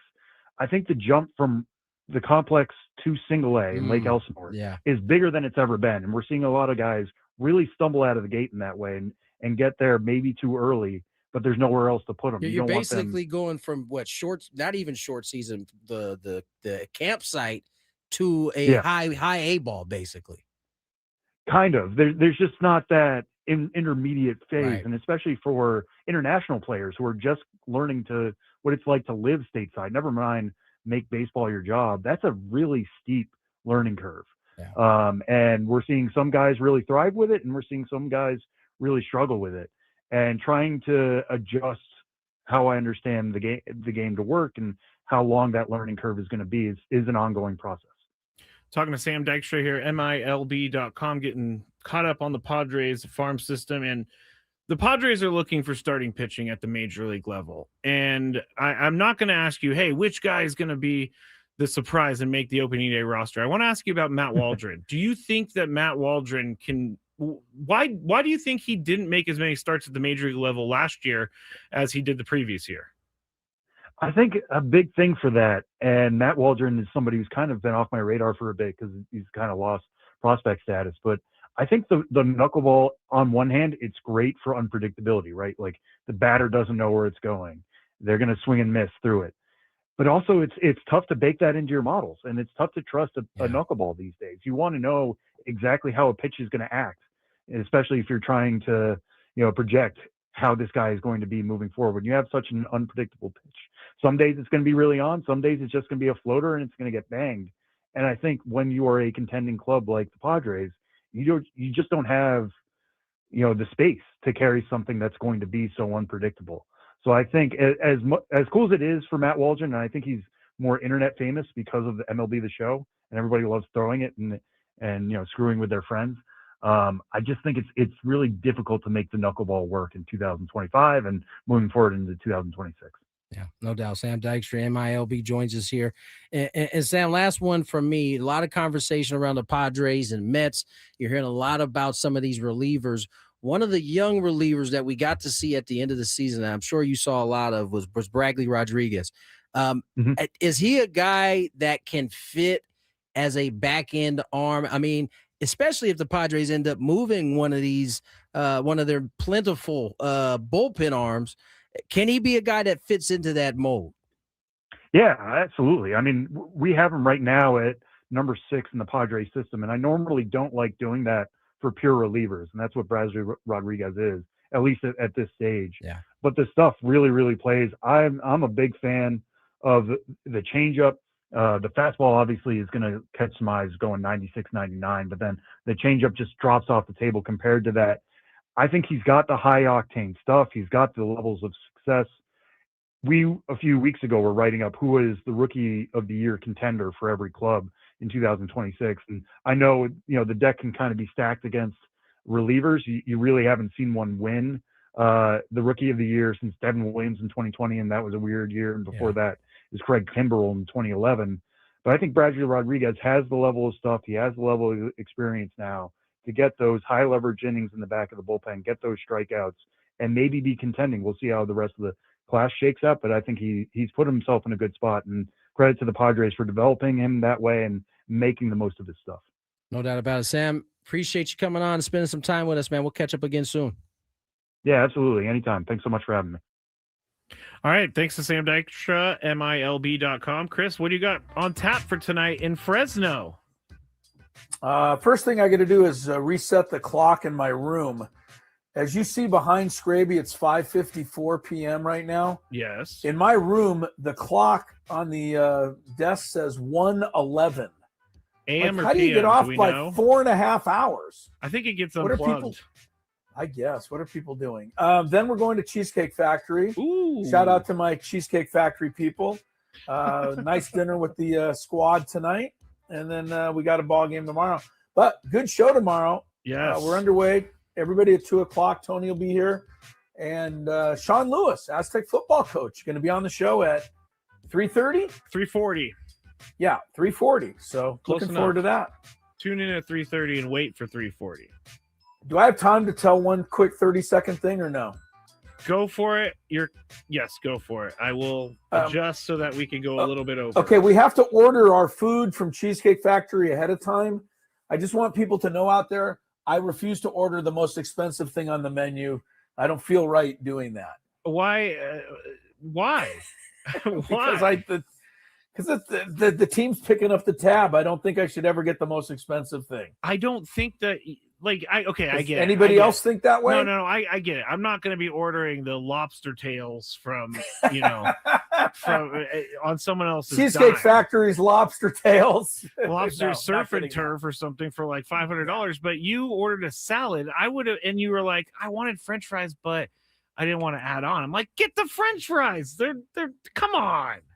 I'll order them when I get there. You'll order them when you get there. How about that? All right. Well, Chris, we'll talk to you tomorrow. Thank you for making an effort to be on the show. Skraby Show, final one of the year, coming up next. 97.3, The Fan. Sunday Night Football features